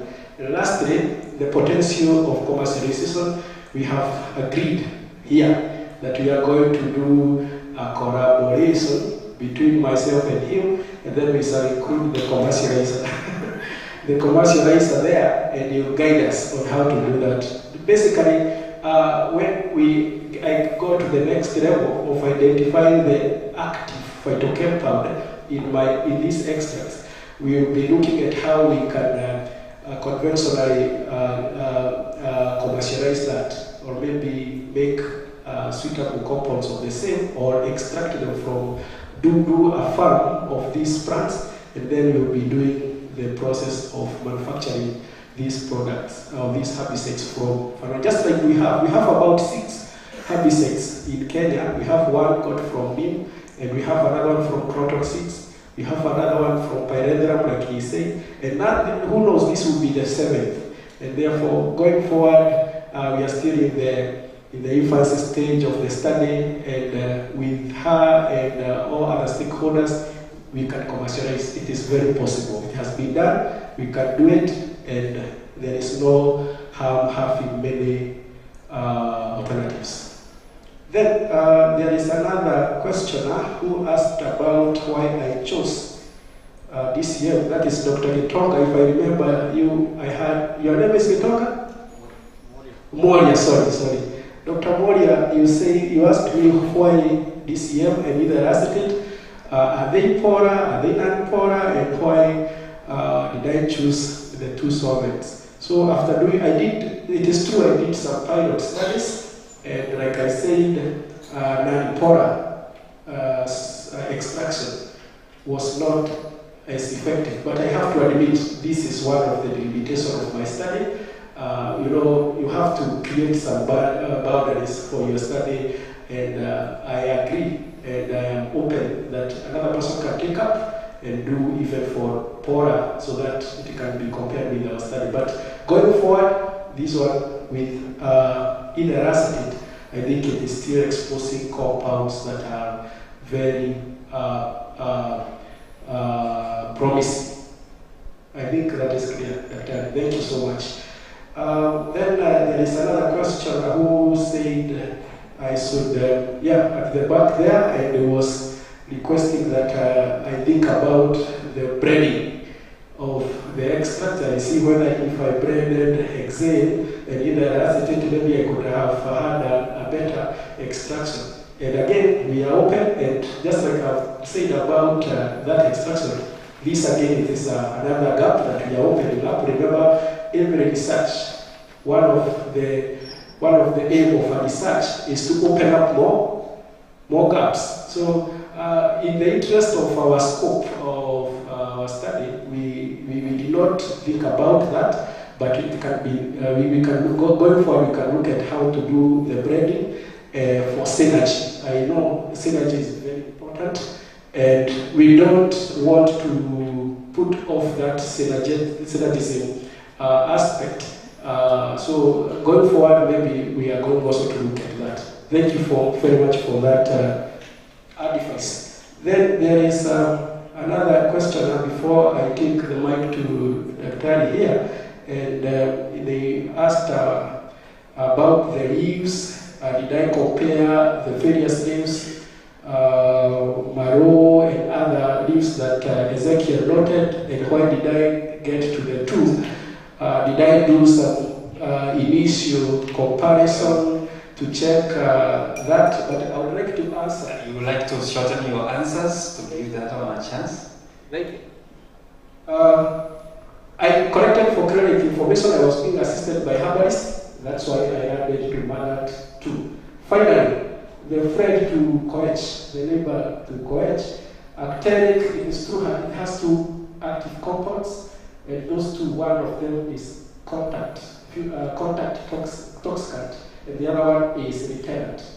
Now, the ones that are here, that is where we are going. We cannot declare it at this point. Let's continue the study. Finally, we'll be able to see whether it is working through the same way. But They are all signs suggesting that it is a neurotoxin, because as you have presented, it is killing by inhibiting acetylcholinesterase.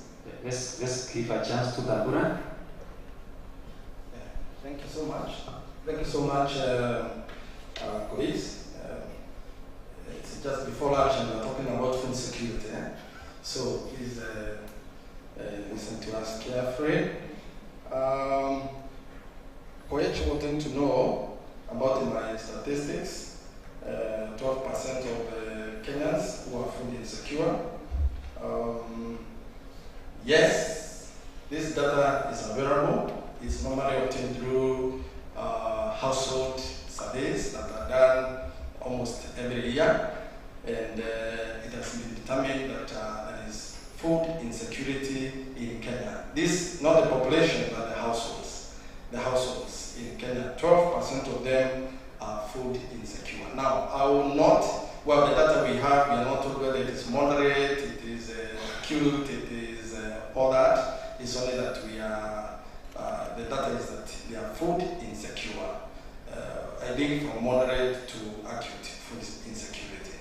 And I think that one settles you. Of course, it depends from place to place, county to county, and also on ecological zones. I will not want you to lose sight on that. There are some places are abundant of food, others have pockets of insecurity. I hope you are okay there. Thank you for that question. It's very important to get it. Now, can I get the other bit, the next round, so that I can ask my friends here, because they also have a question. Yeah, you can. Yeah, that's okay. Thank you. Thank you. I wanted to understand. We have been working on Tidonia here, but we have been working on Tidonia as a fertilizer, and I believe even if you can partner, you can work on fertilizer, you work on the pesticide, and then the crops will be very happy.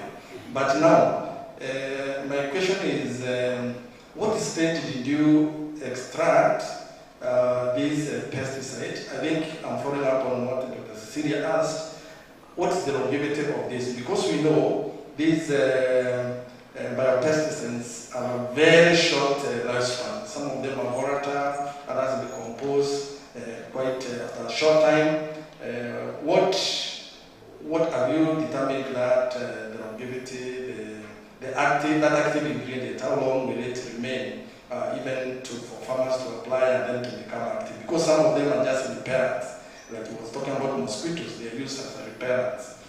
Will it be effective? Will it last long, or will it stay for some time? Thank you. Okay, before Dr. Itai answers that question, I want to pass information that lunch will be ready by 1:45, that's 1:45. For that reason, we have about 30 minutes, which we can spend to have 3 presentations. This will be very helpful for us to have a longer discussion in the afternoon, or at least to be more comfortable. So any of us who is ready for the afternoon is okay. Margaret Wangoi, we have Stella, we have Dora, and Stephen, then many others. So anyone who is ready, we can proceed. And then probably if your slides are already uploaded. Thank you. Thank you. Just to address that question, it is true we can be able to get a lot of products from nature. And talking of Tidonia, I am sure we can be able to get fertilizer, herbicide, biopesticide, and so on and so forth. So now that you're working on biofertilizer and I'm working on biopesticide, it is a combination that we can do and check. But that issue of longevity, I think again it is a delimitation, and we need to check. The ones that are in market, they have a challenge about longevity, but I think scientifically we can check on how to increase the longevity of these natural products, because natural products mainly that is the major challenge, because being biodegradable and their natural state, that is a challenge always. But I think scientifically we can look for ways of going around it and increase that longevity. But to start with, let's have this solution, and then after that we can improve from there. I think it is a very good suggestion. Let's continue. We'll get answers ahead. Thank you. Thank you, Moderator. I think there is a question that I did not address, I've just remembered, was about why people are abandoning these traditional methods of food preservation. One is that when you go out there in the field, you find that this knowledge is held by very old people. One of my key informants was 87 years old. Now, the challenge that we have is there is no perpetual succession from that generation to the next and to the next. And this has been brought by what we have here today, modern education. Children have gone out there. There is no time for them to spend with their parents, with their grandparents, so that they can get this knowledge. Again, when these modern methods are there and they are effective, for example, use of those sacks where the seed becomes sterile, I hope I'm using the right word. When you can store your grains that way and they are not destroyed, you really don't want to bother about traditional methods, and that's part of the reason why they are abandoning these traditional methods of food preservation. Thank you so much, Ezekiel. You are welcome, Margaret.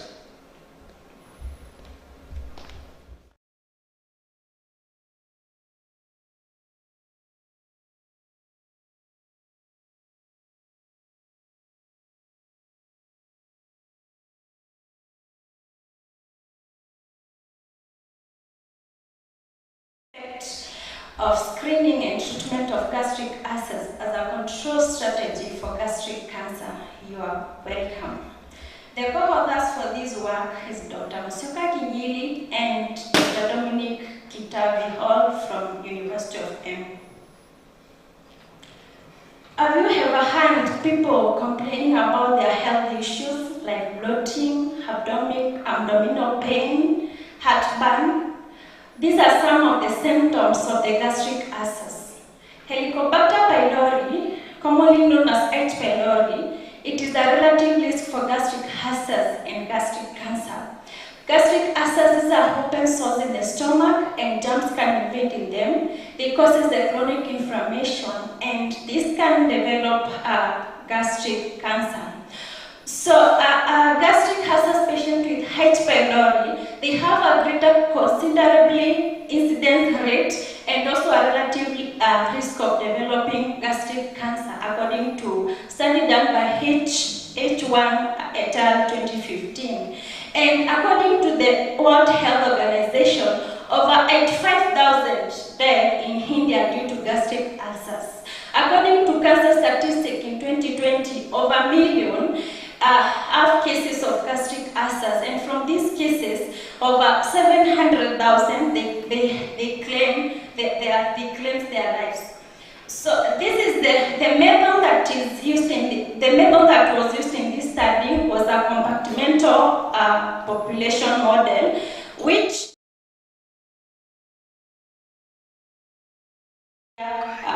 the bacteria concentration in the environment.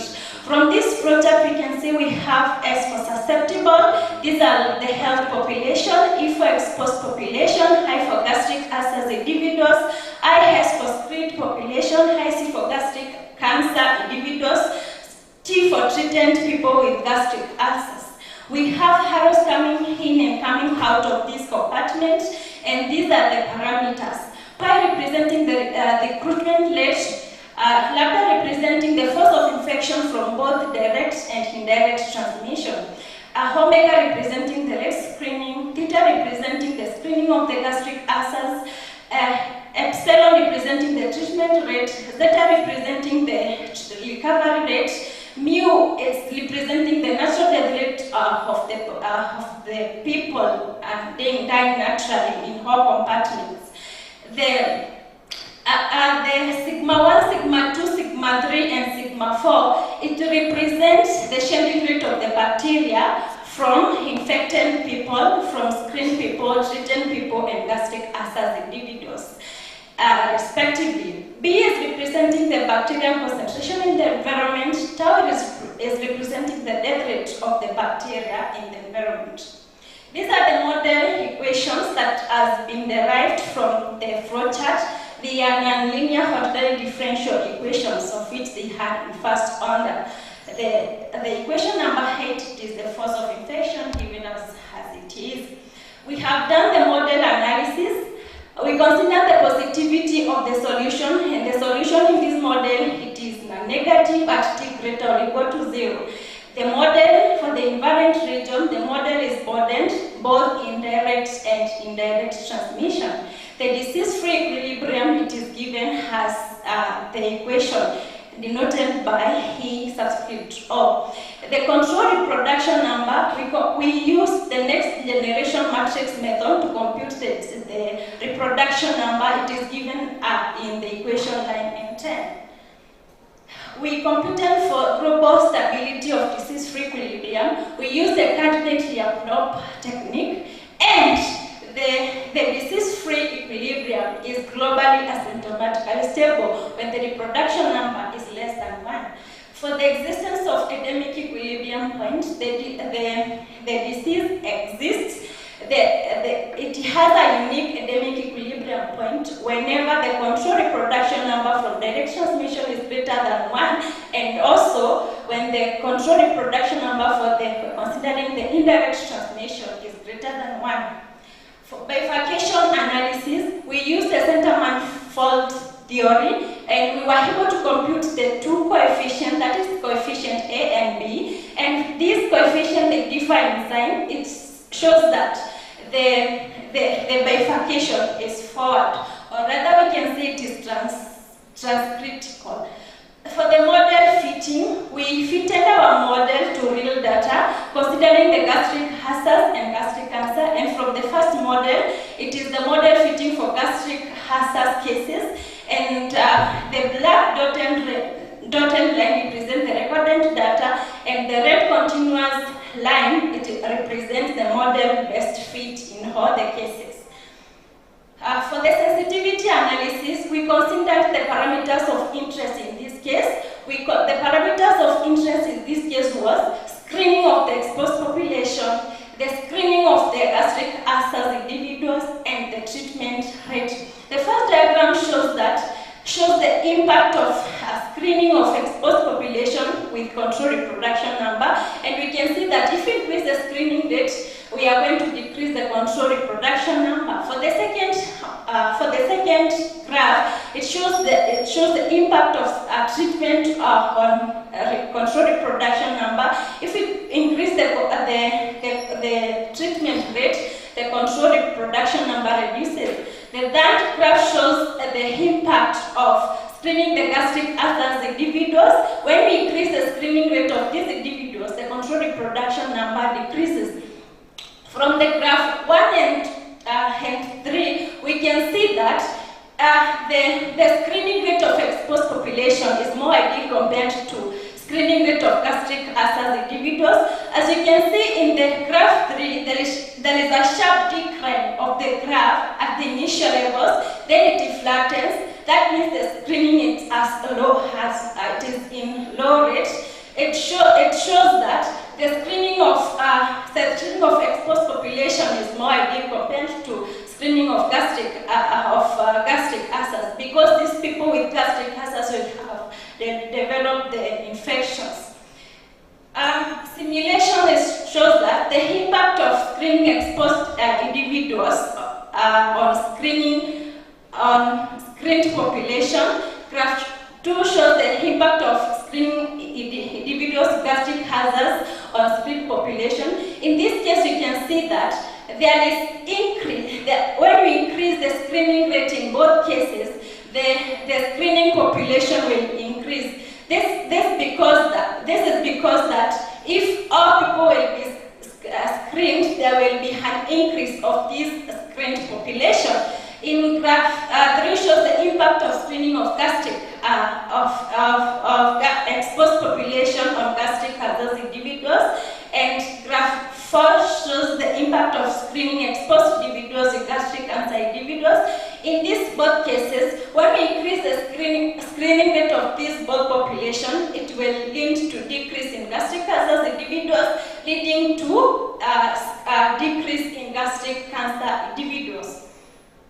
For the graph A shows the impact of treatment rate on gastric cancer individuals.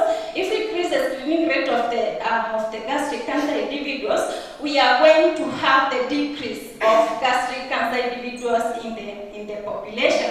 Impact of treatment rate on the screened individuals. If we increase the treatment rate on these screened individuals, the rate of these people, the screened individuals, will decrease in the population. The graph C shows the impact of screening the exposed individuals on gastric acids. If we increase both, this is now the combination of both screening of exposed individuals and treatment. If we increase these the two control strategies, we are going to have the decrease of gastric acids in the population. If we increase the last graph, that is D, if we increase these both strategies, that is treatment and screening of exposed population, we are going to have decrease, that is the reduction of the burden rate of the gastric cancer in the population. For the conclusion of this study, it shows that the screening rate itself, it is not an effective way to curb the gastric cancer. So, and also we have seen from the sensitivity analysis that the screening of exposed population, that is the screening of asymptomatic individuals, it is more ideal.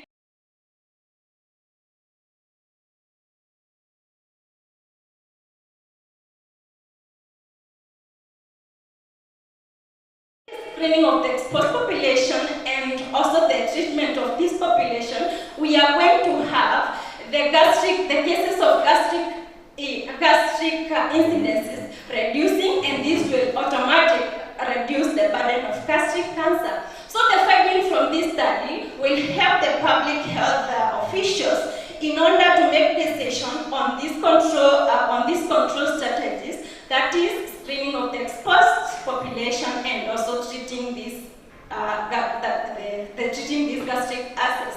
So we recommend that the most effective strategy to reduce the burden of gastric cancer in the population, according to our study, we advise screening of the exposed individuals and also treating these people. Thank you so much.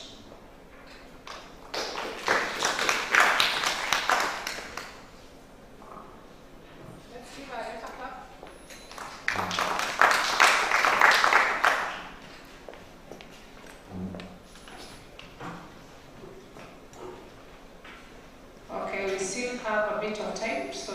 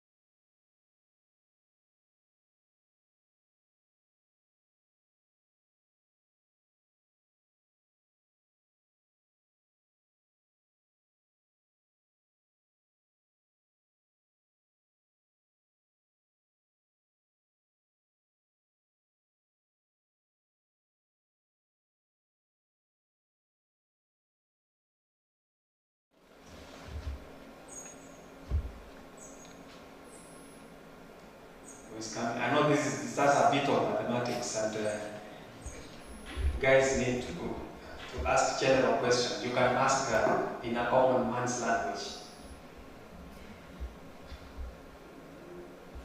Okay, as you think, we'll still welcome you for more questions. You can proceed with the first one. Okay, thank you so much for the question. Let me explain further my model. We have susceptible population. The susceptible population, these are health people who have not infected for the disease that we are studying in this case. For example, gastric ulcers. So these people have no infection in any case. But when we go to the exposed population, these are the asymptomatic people, or rather we can say, these are people who don't show any kind of symptoms, but they have the infections.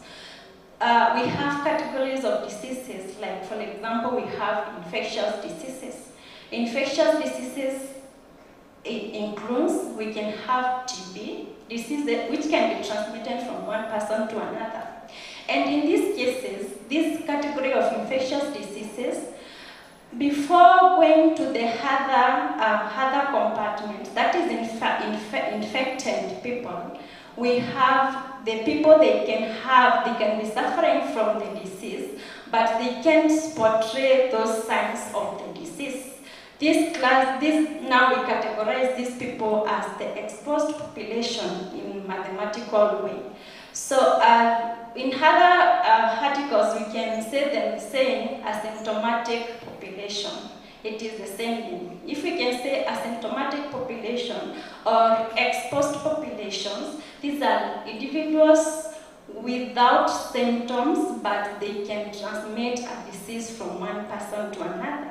But when it comes to now infected compartment, these are individuals which now show the kind of symptoms. One, for example, in this case, gastric ulcers, we have vomiting, we have heartburn, we have abdominal pain, where we can see people now suffering from abdominal pain, and this is the situation current most of people are suffering from, because they are waiting at that late stage whereby they have the symptoms when the disease has already spread in the body. Now, in this case, we can say these people are affected because they can show the symptoms of this disease. Thank you. Is your question well answered? There is a part which you might not have gotten. You can repeat. You gave us statistics for India and the world in general, according to WHO. What are the statistics for Kenya, for example? I'll be interested in my country. Okay, thank you so much. Gastric cancer in Kenya, it is ranked as the top 10 in Kenya.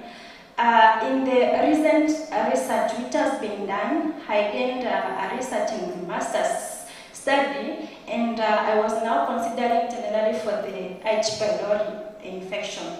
But now in this case, I found that in Kenya, gastric cancer, it is ranked as 8th. It has over 1,000 gastric cancer cases as we speak now. And also, according to the social media, there is a station I watched before I conducted this research. We have a lot of cases here in Meru County, because also my data that I got from here in Meru. That where I conducted my research, and also I was interested because now in most of the cases you will hear people having complaints about the hazards. I can't eat skooma, I can't eat these ascending things. It was more concerned of this one.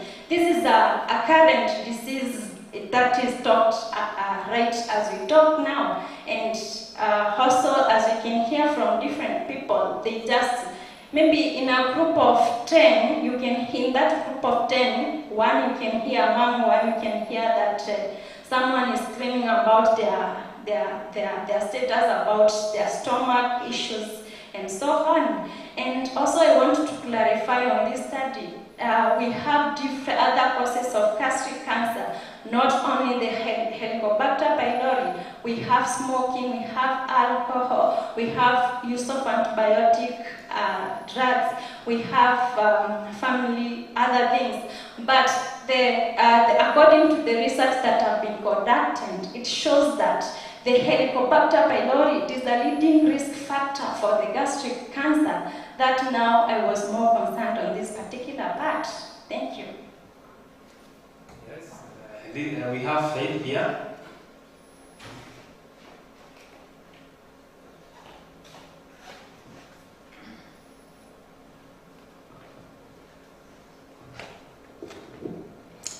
Thank you, Gloria, for the wonderful presentation.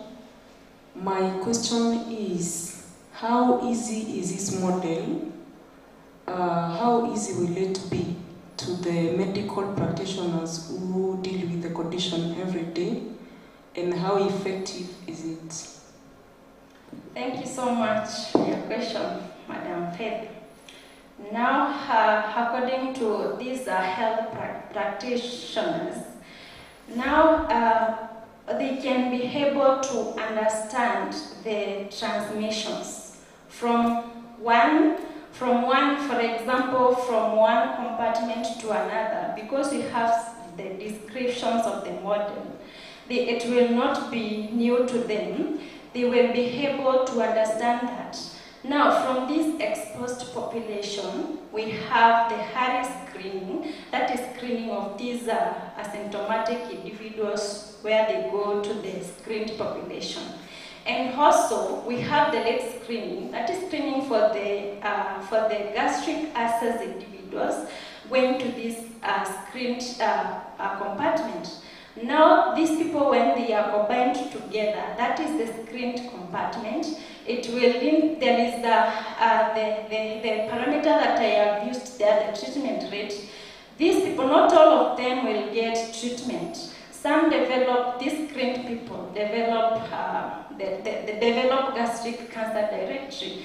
Now, they will be able to know which is the best screening method for this population, and now which is the best treatment for this population, because we have also seen there is a parameter representing, I think it was somehow ETA, something like that. It was ETA. That is what's going from the treated class to the gastric and cancer class. This is a parameter which shows that not all people will recover from the disease. Some will recover and go back to S, whereby we have healthy population, and then they start the process again. And also, we have these categories of people who are resistant to drugs, so they can't recover from these gastric cancers because of their health conditions. Maybe they may be having some other diseases in their body, and it becomes difficult for them to recover from this disease. Now they are going to develop the gastric cancer. Now, from all those, from one thing, all this transmission, they will be able to understand the transmissions of the gastric cancer. They will be able to understand the resistance of the drug in this case. They will be able to understand the best screening method in this, to advise on the people. And also, I can handle on the efficiency of the model. This model can be improved to another disease. That's why I did not limit my study in Meru County, because I can use this model with another infectious disease, so that I may modify and do another study which will be able to have significance to the population. Thank you. Okay, Barbara here.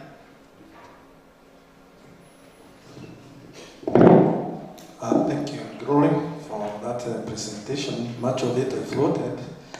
Now, allow me to ask as a layman, because I'm at least now understanding your argument, that you've come up with a model that can predict what will happen if this is so. My question would be, who are the consumers of this model? Who are your customers? Who are going to use it and they determine this? And let's say Meru has 500,000. Is it, when you get that population, is it the one you use now to determine how many are sick of that disease, how many are exposed? Can you help me there? How that model will be used and who will use it, please? Thank you, Dr. for the question.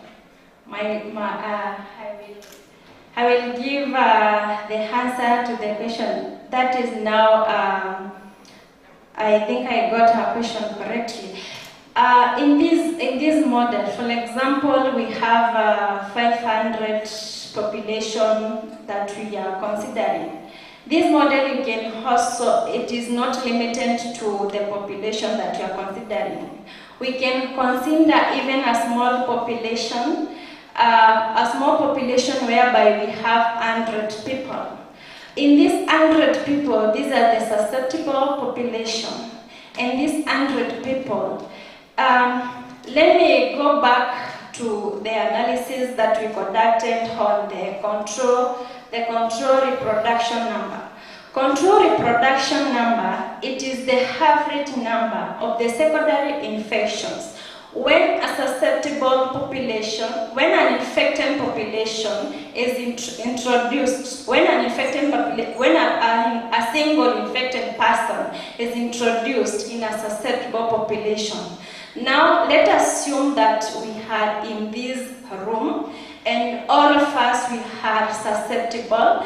Then, when one infected person comes in this room and has those infections, that one person can, because the disease is transmitted from one person to another, that one person can pass that disease to some people here. And those people, maybe we had in 100 population, maybe for example, 10, we assume that maybe 10 or 30 people get exposed to the infection.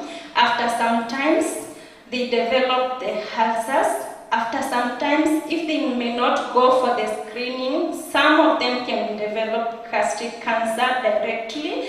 And if they go for the screening, some of them, if they are screened and treatment, can recover from that disease.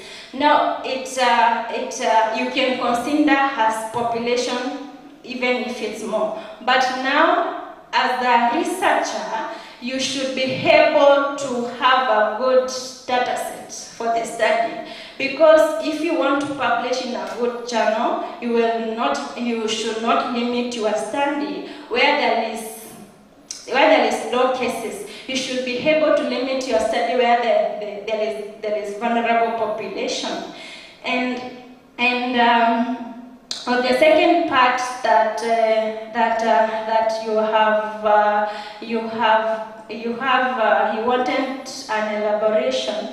I think it is on the part of. Have I gotten it? Have I answered the fully of what you have asked, or I continue? You're answering more questions. But continue. I'm learning. What is the second part of your question, please? What I wanted is you to explain to me or to us who are the consumers of this model. Is it you as a researcher, or you are just going to have it and put it on the shelf, or there are people who are going to use it to determine others and make decisions? That was my question. Thank you so much.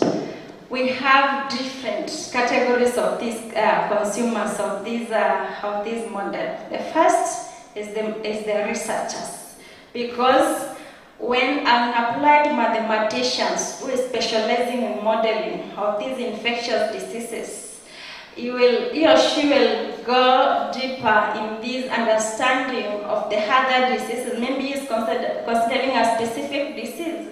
He or she will go to various types of infectious disease and see how they have developed, how they have formulated the models for the specific diseases. And then after that, they will be able to identify the gaps in the models. For example, someone wants to hand another compartment or wants to change something.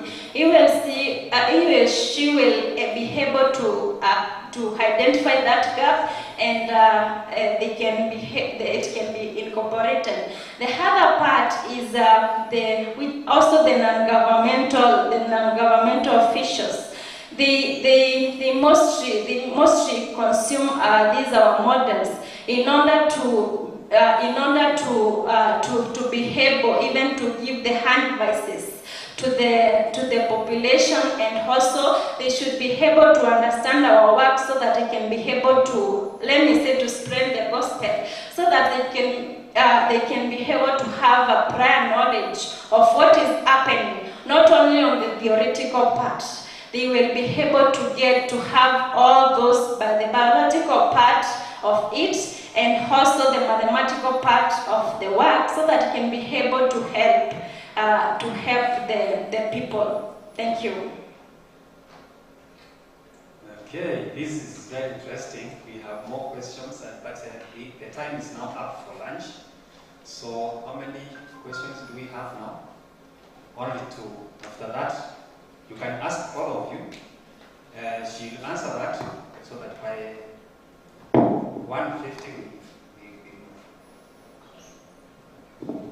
Thank you, Glory, for the good presentation. Just wanted to know why you chose gastric adenocarcinoma as a cancer, yet you have said it's not among the very serious cancers. Number two, which is the sampling technique that you are going to, or you used specifically just for somebody layman to understand, so that you can clarify on that. Thank you.